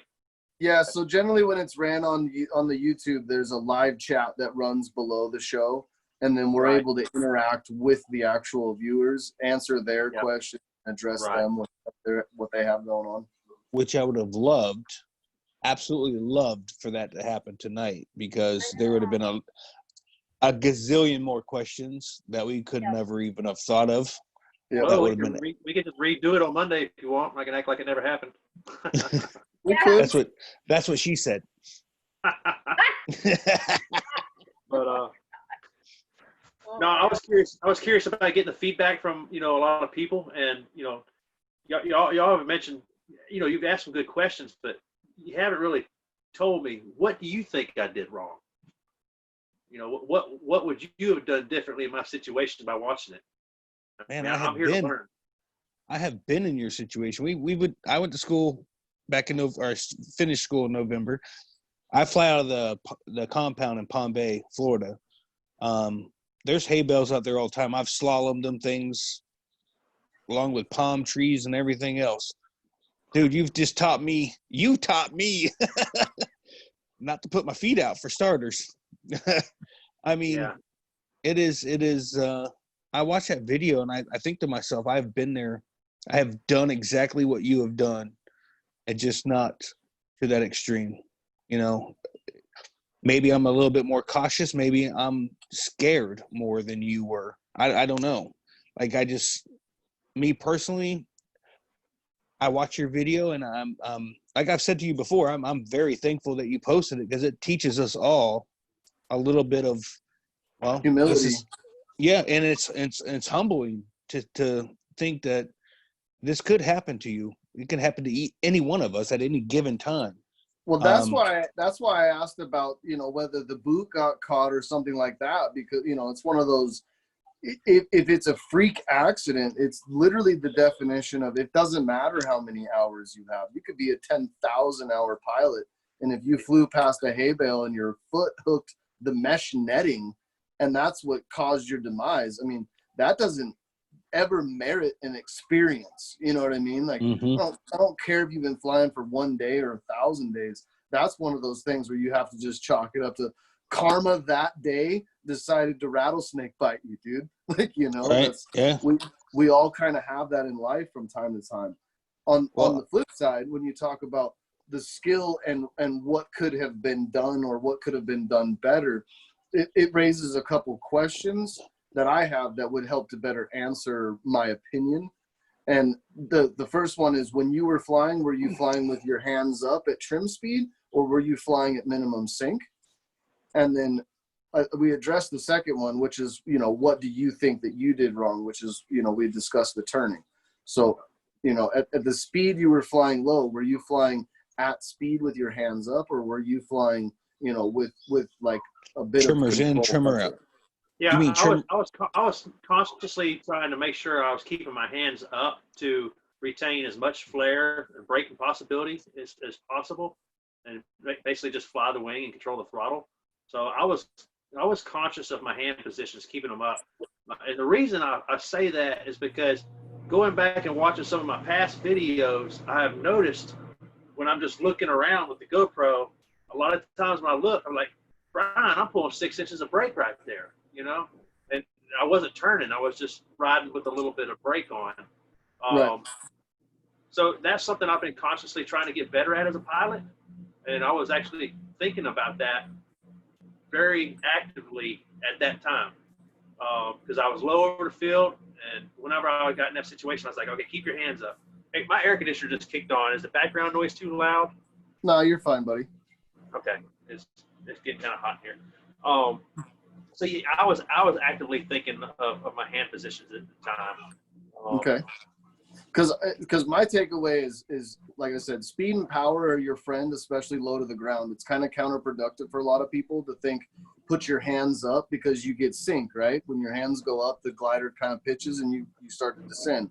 You counteract with throttle, exactly. And in that regard, when you use the throttle as your counterpoint instead of your brakes as your counterpoint, that does leave you the ability to have that momentary climb in flare.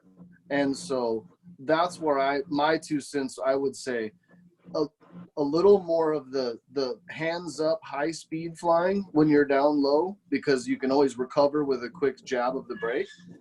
And then when close to objects like that, if it ever feels like you're getting too close or you're not on trajectory, things are uncomfortable, always climb around, always climb above, and go around for another pass.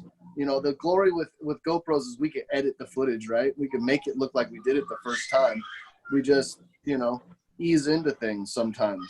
And I like I said, and I know because I've had my accidents before. I've snapped a freaking prop and slammed into the ground, getting the downwind demon myself.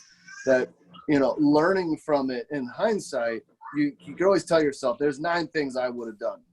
And then you've got 4 or 5 other people that tell you 9 more different things that you should have done. Right. So I don't ever want to get over inundated with what you should have done, because if you should have done it, you would have done it, and say, if I was you, then you'd be me and we wouldn't be here today, kind of thing.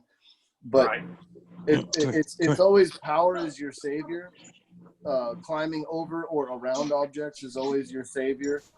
At any point in time when you feel like things are not going your way, altitude is always your friend, even if it's just 25 feet. So that's my takeaway, is power and pressure would have saved the day, and you would have avoided it. But like, again, we talked about the danger commitment, and you had committed to the gap. So it's really hard to then abandon the commitment once you've already committed to it. That's why we call it commitment. So hard takeaway, you know what I mean? I totally respect that, man. I think you're spot on. I mean, absolutely. Everything you said, you know, a little more throttle, climb over around it. You know, I kind of committed to taking a risk, and I didn't quite pull it off. So yeah. It was that 95% rule. You committed 95% to it, and the 5% of lack of dexterity got you. And honestly, I find it to be amazing. Like, I mean, you gotta start drinking like almond milk or something. I don't know how you just fell apart like that.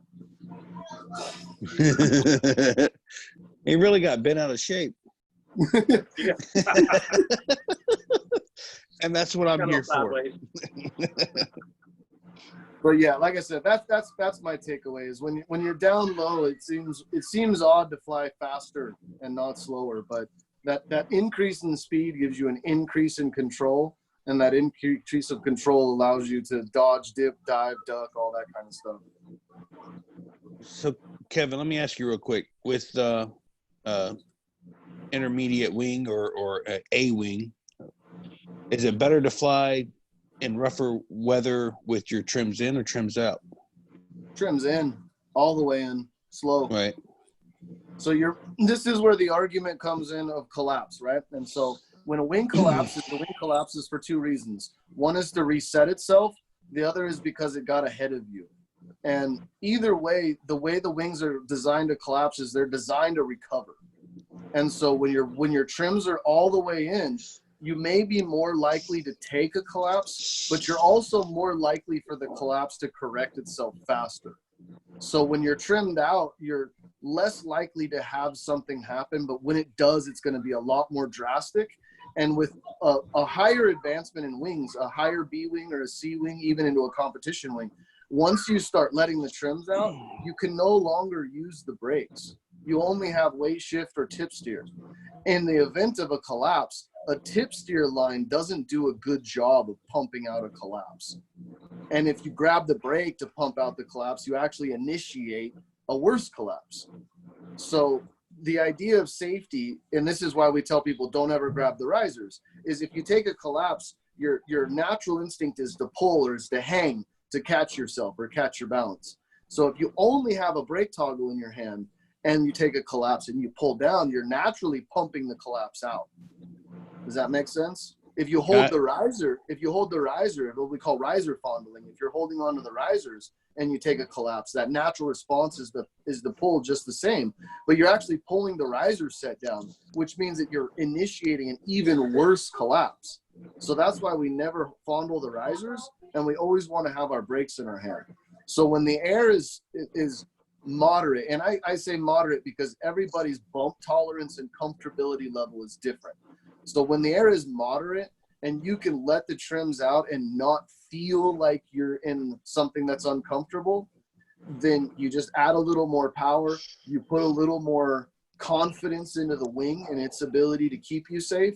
Right. But if it gets to that point where you're not feeling like life is comfortable, trims all the way in, all the way to full slow, and then you want to bring your hands to what we call minimum sink, which is basically the weight of your arms hanging on the brakes. You don't want to be pulling them down, but you want to just have the brakes loaded with some pressure.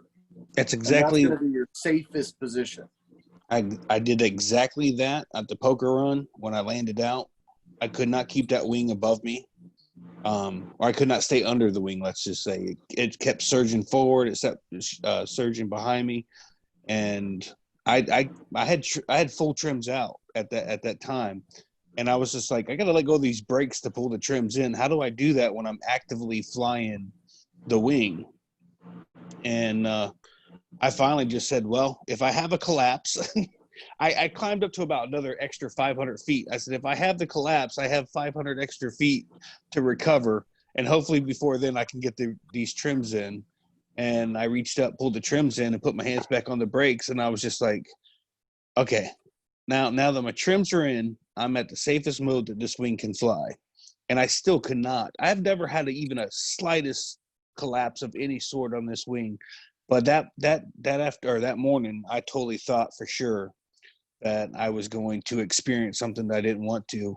And I ended up landing out along with, I think, about a handful of other guys. Yeah, I know. Yeah, there was a whole – dude, my wife ended up picking up not only me, but 3 other pilots that landed out because of weather. Yeah, Ripa landed out, Dave landed out, a bunch of guys landed out. Yeah. So I don't feel, I mean, don't get me wrong. If I was the only one that landed out, I wouldn't feel bad because I get to live to fly another day, in my opinion. We have that grand old saying, there's old pilots and there's bold pilots, but there's no old bold pilots. Right. And then there's that other saying where it says, I'd rather be on the ground wishing I was in the air than in the air wishing I was on the ground. So, you know, that's why I tell people, you know, there's never anything wrong with swallowing a little bit of pride and saying today's not my day. You know? Yeah. Well, I was planning, I had plenty of fuel, I had plenty of time. I just hit that cold, or it wasn't even it was a front of some sort, because we all left running from it and then turned around and headed back into it. And yeah, it was supposed that's a weather condition that's really tricky. Do you ever practice your pitch control when you go fly? Do you swing like a child under your wing? Like wing overs and stuff? No, forward and back pitch control, swing like a swing. Yes, no, like a swing set. You throttle so up. You pull brakes.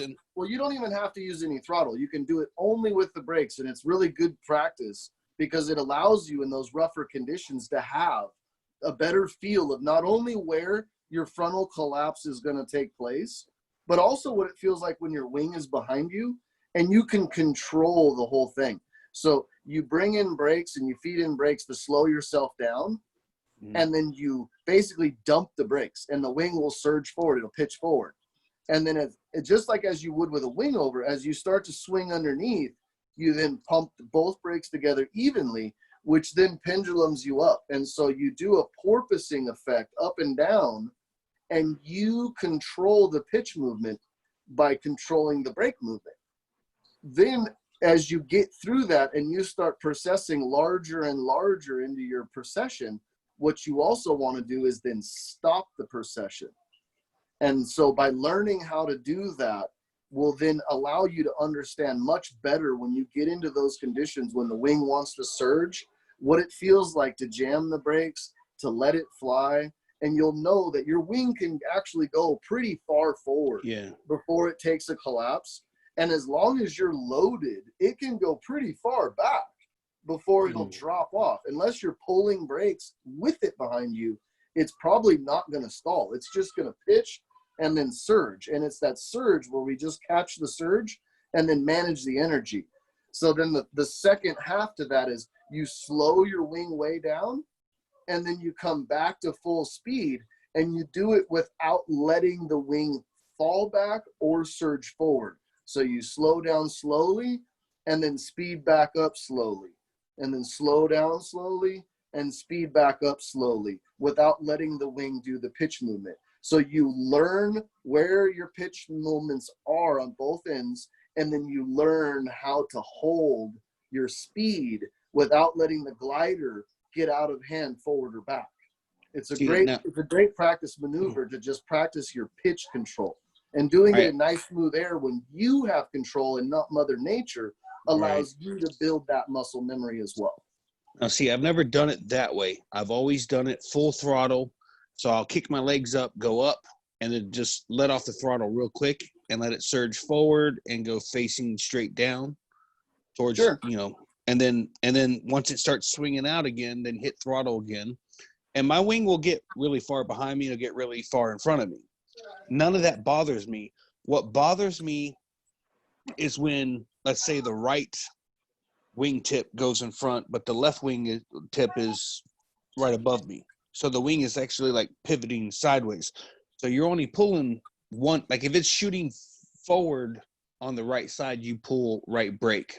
Right. You're controlling the yaw of the wing.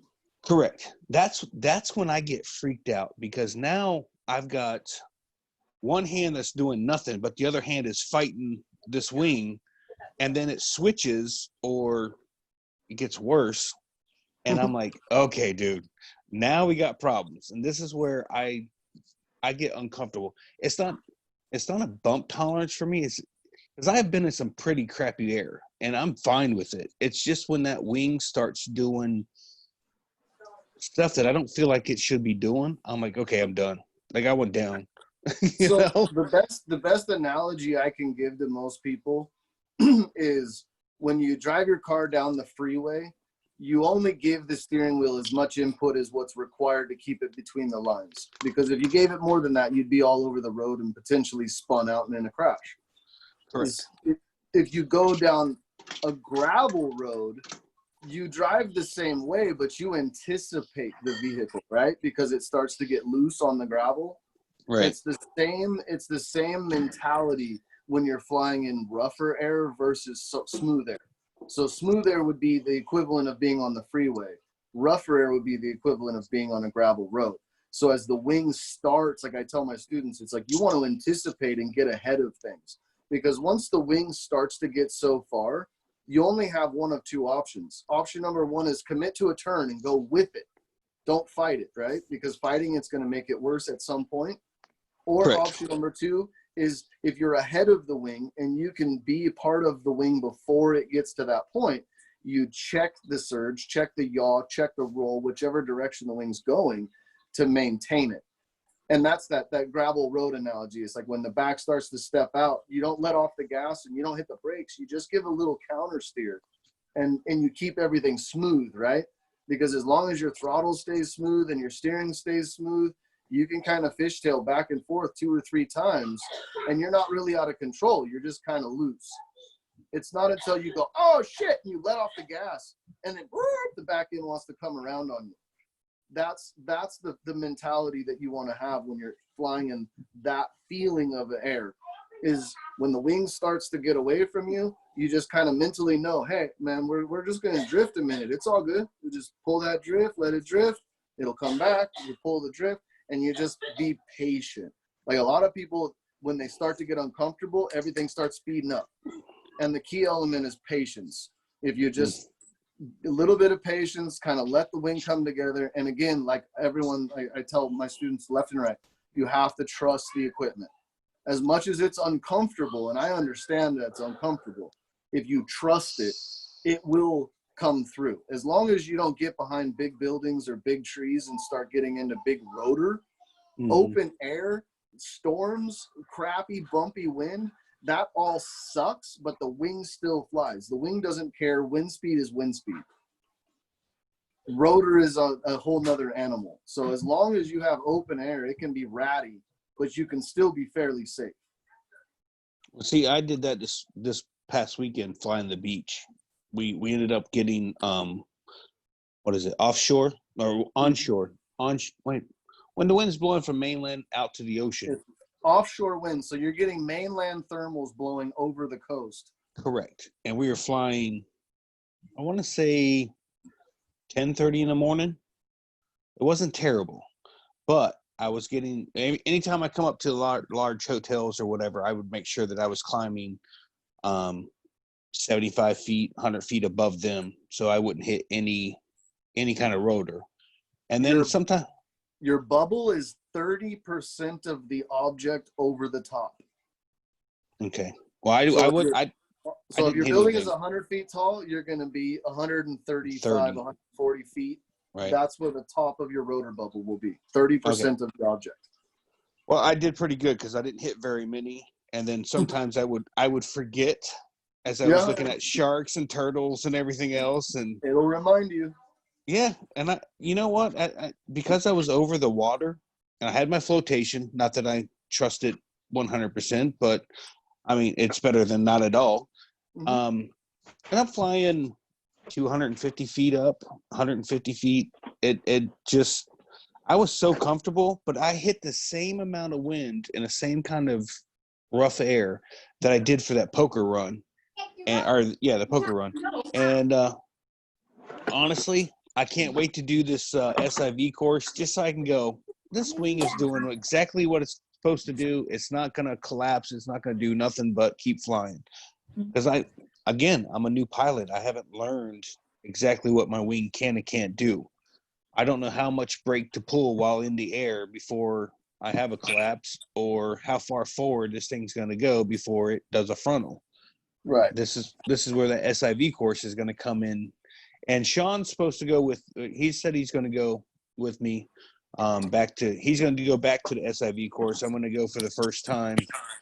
And I did see, and I cannot show the video, but I did have a buddy of mine this that I flew with this weekend do a sat, and a low one, and it killed his motor, and he come out of the sat, and let's just say he bounced out of the water, he hit the water, bounced, flared, and landed in about knee-deep water at the beach. And yeah, he learned a very valuable lesson. And I think I know who that someone was. No, you don't. No, no, you don't know him. Honestly, you don't. I did fly with him this weekend, but he's a 3-year-old pilot that self-trained and knew that these particular moves kills his motor and forgot about that, I guess. I can't explain to you why he did it. And literally he skimmed across the water like you threw a stone. Oh yeah. And I'm then bounced back up, flared, and he rose up about 10, 12 feet and then landed in knee-deep water in front of his mom, who hates him flying. Oh, it was great. His wife, his daughter was there. My wife, who, she's in the medical field, but she's recovering from one of her surgeries from her burn. She took off running. The woman is now limping for like the last couple of days because she's not used to moving like that. She didn't stretch. She pulled a hammy. Yeah, she might as well have. Oh, dude, I'm not kidding you. There's a heating pad, a massager. There's all kind of what is it called? Biofreeze running around. So what you're saying is, as soon as you're done with the show, you're gonna go give the old wife the tune-up? No, she won't let me touch it. She's like, it She won't hurts. let me touch it. She knows better. I don't blame her. Golly, dude. I'd be like, hey guys, I've been watching kind of like the summer's been really weird with all these pop-up storms.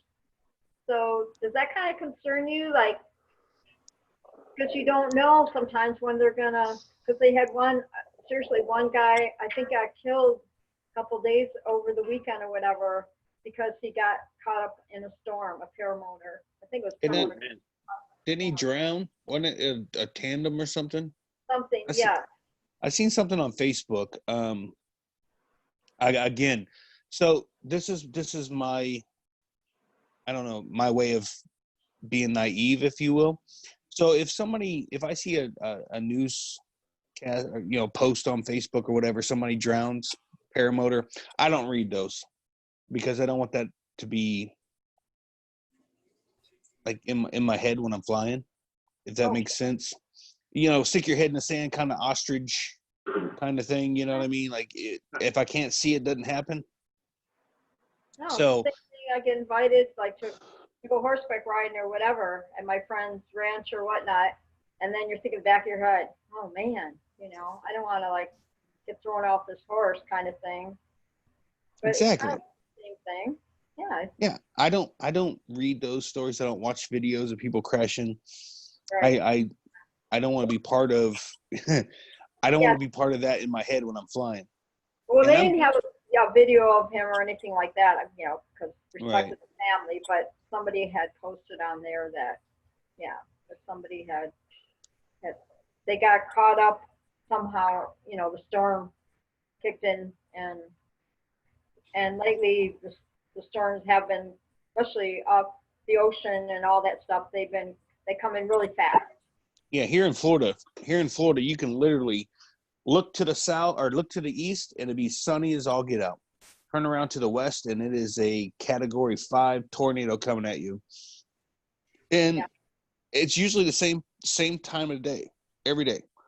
We are in the afternoon thunderstorms. So between 3:55 and 4:25, you're going to have 4 inches of rain. And then after that, the sun comes out. We steam everybody. It gets really hot, and and you feel like a clam, a oyster, whatever you want to call, steamed whatever. And by 6 o'clock, there's no wind, and we're ready to fly. So crazy. And that's usually a daily event right now. This time of the year. You feel like a piece of broccoli in a smart pot? Oh God, yes. It is horrible.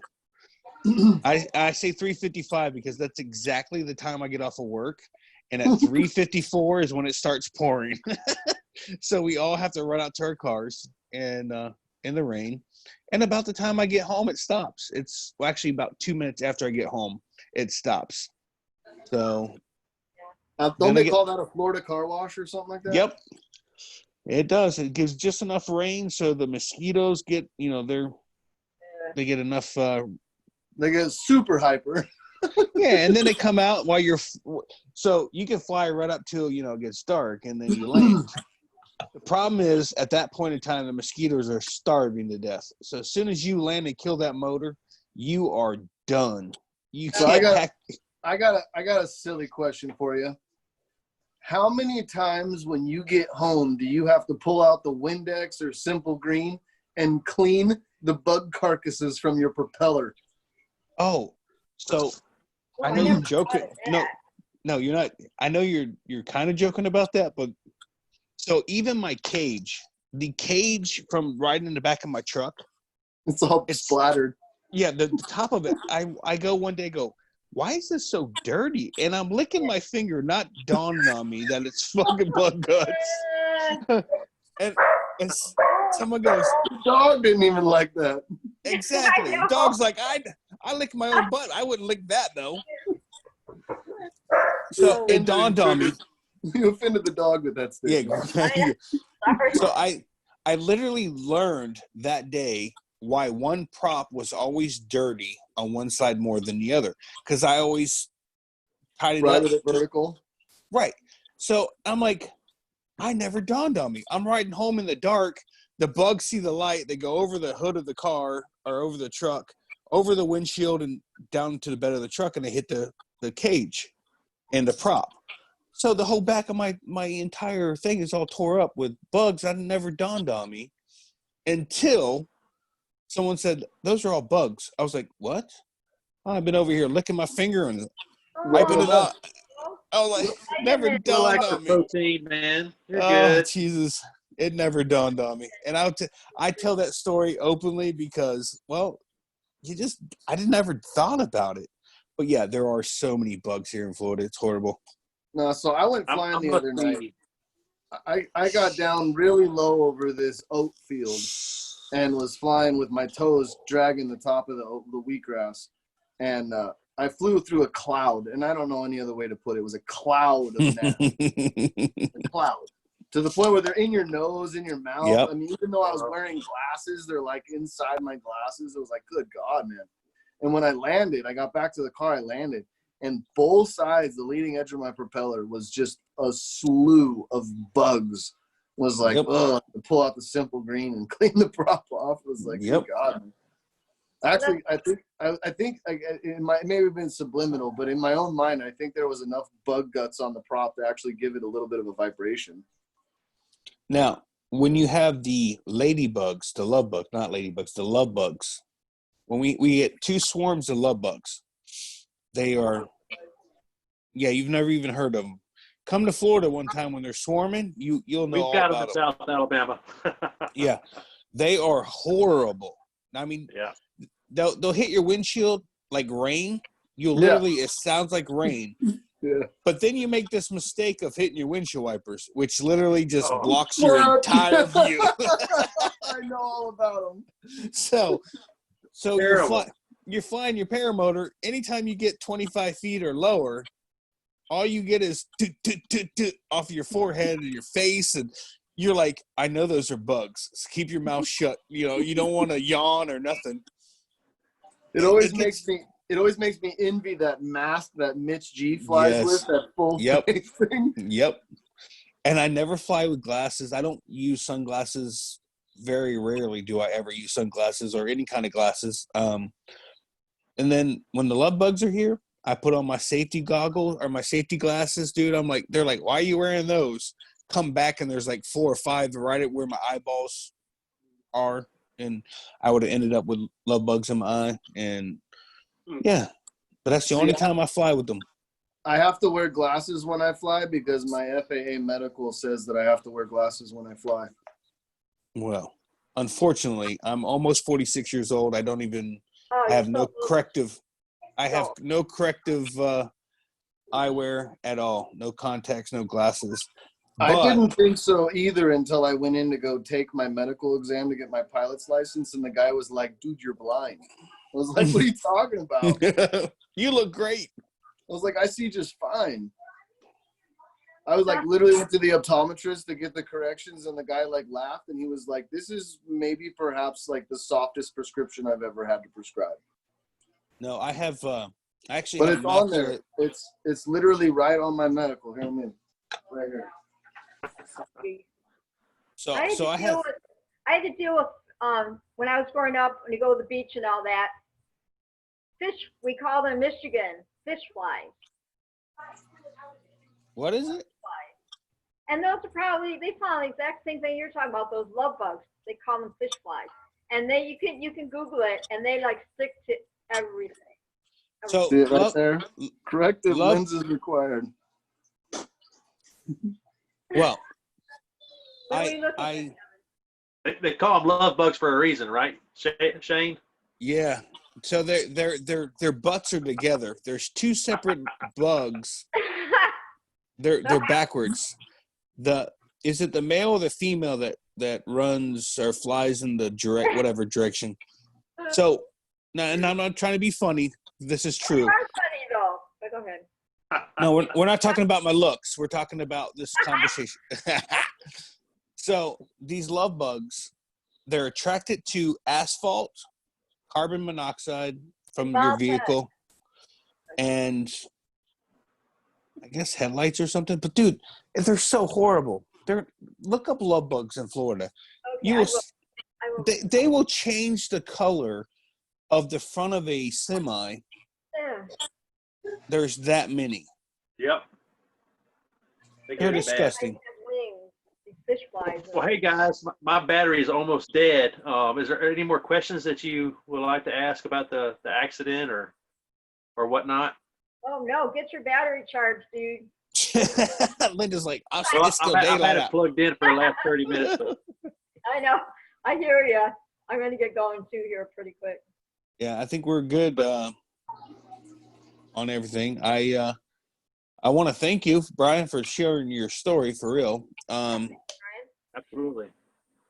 It's been, and we'll talk to Sean and see if we're going to end up doing this live or, on YouTube, if you will, instead of a live stream. I have no idea.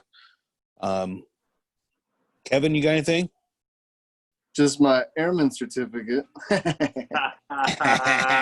Booyah.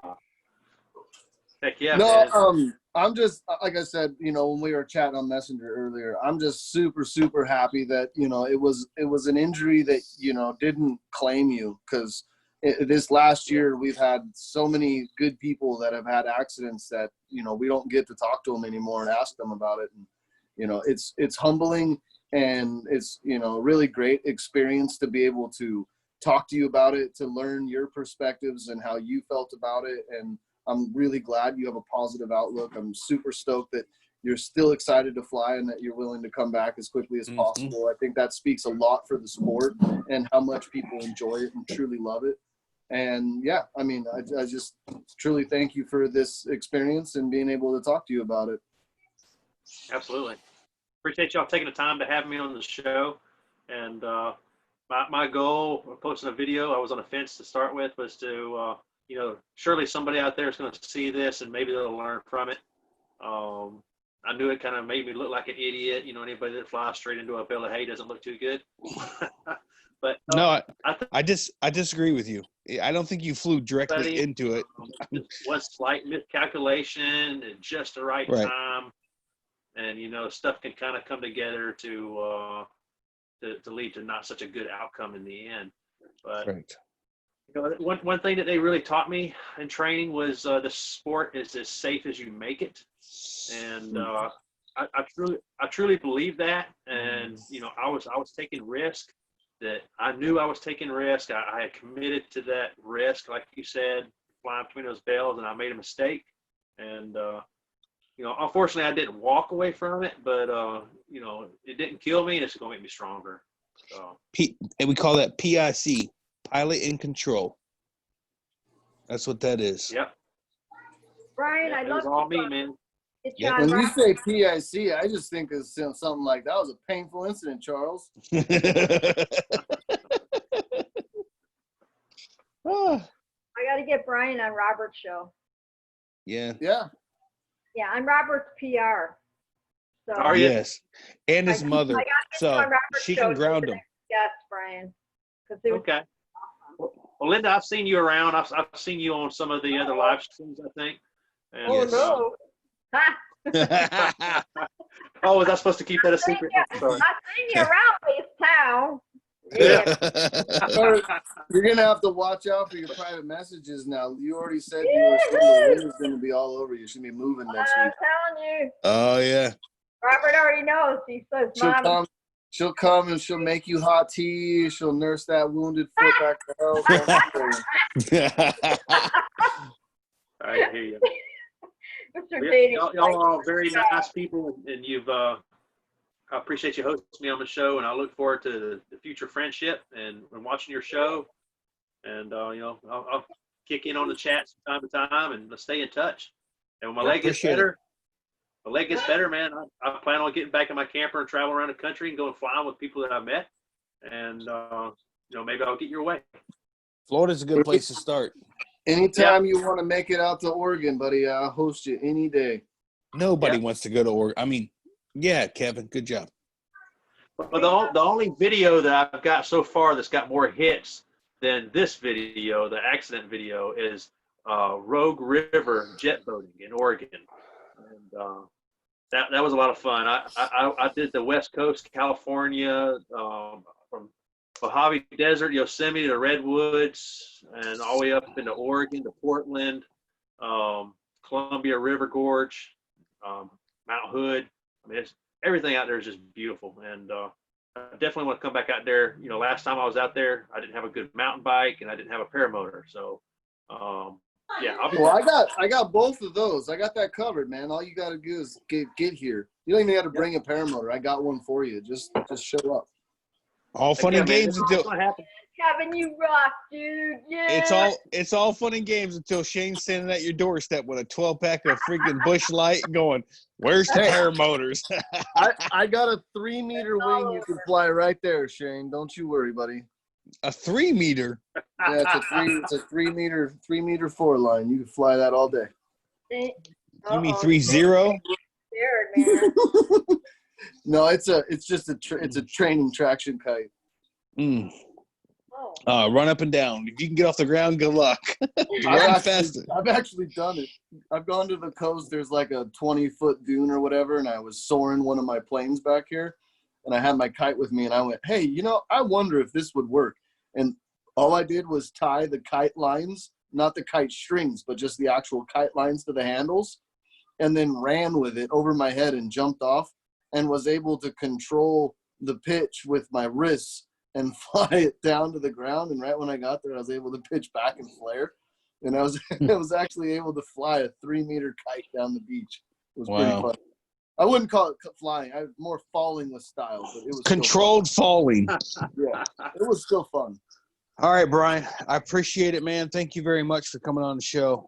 Yeah, absolutely, guys. Thanks for having me, and you know, stay in touch for sure. All right, for the rest of you guys want to stay on, Yep. and I got to get to the family, so we're all here. Anytime, Brian, hit me up if you got questions or need anything, buddy. Absolutely, man. Appreciate it. If y'all are ever passing through Southeast Alabama, to stay overnight, man, we got a guest house on the runway, so just let me know. all righty. When I make my trip to Florida, I'll probably stop by for a night. All right. Heck yeah, man. Love to have you. No doubt. Because Yeah, eventually, Brian. sooner than later, I'm going to have to go fly in Florida. And when I get there, my goal is to go from the Gulf to the Atlantic by paramotor, so Sweet. shouldn't be but Yeah. 1 day of flying. It'd be more than that, but okay. But you have a place to stay.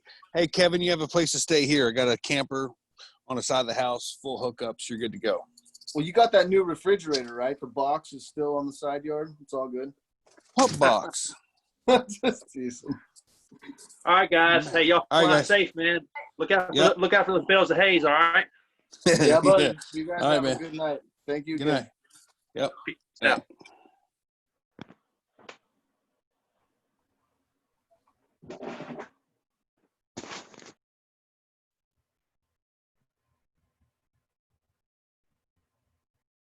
What?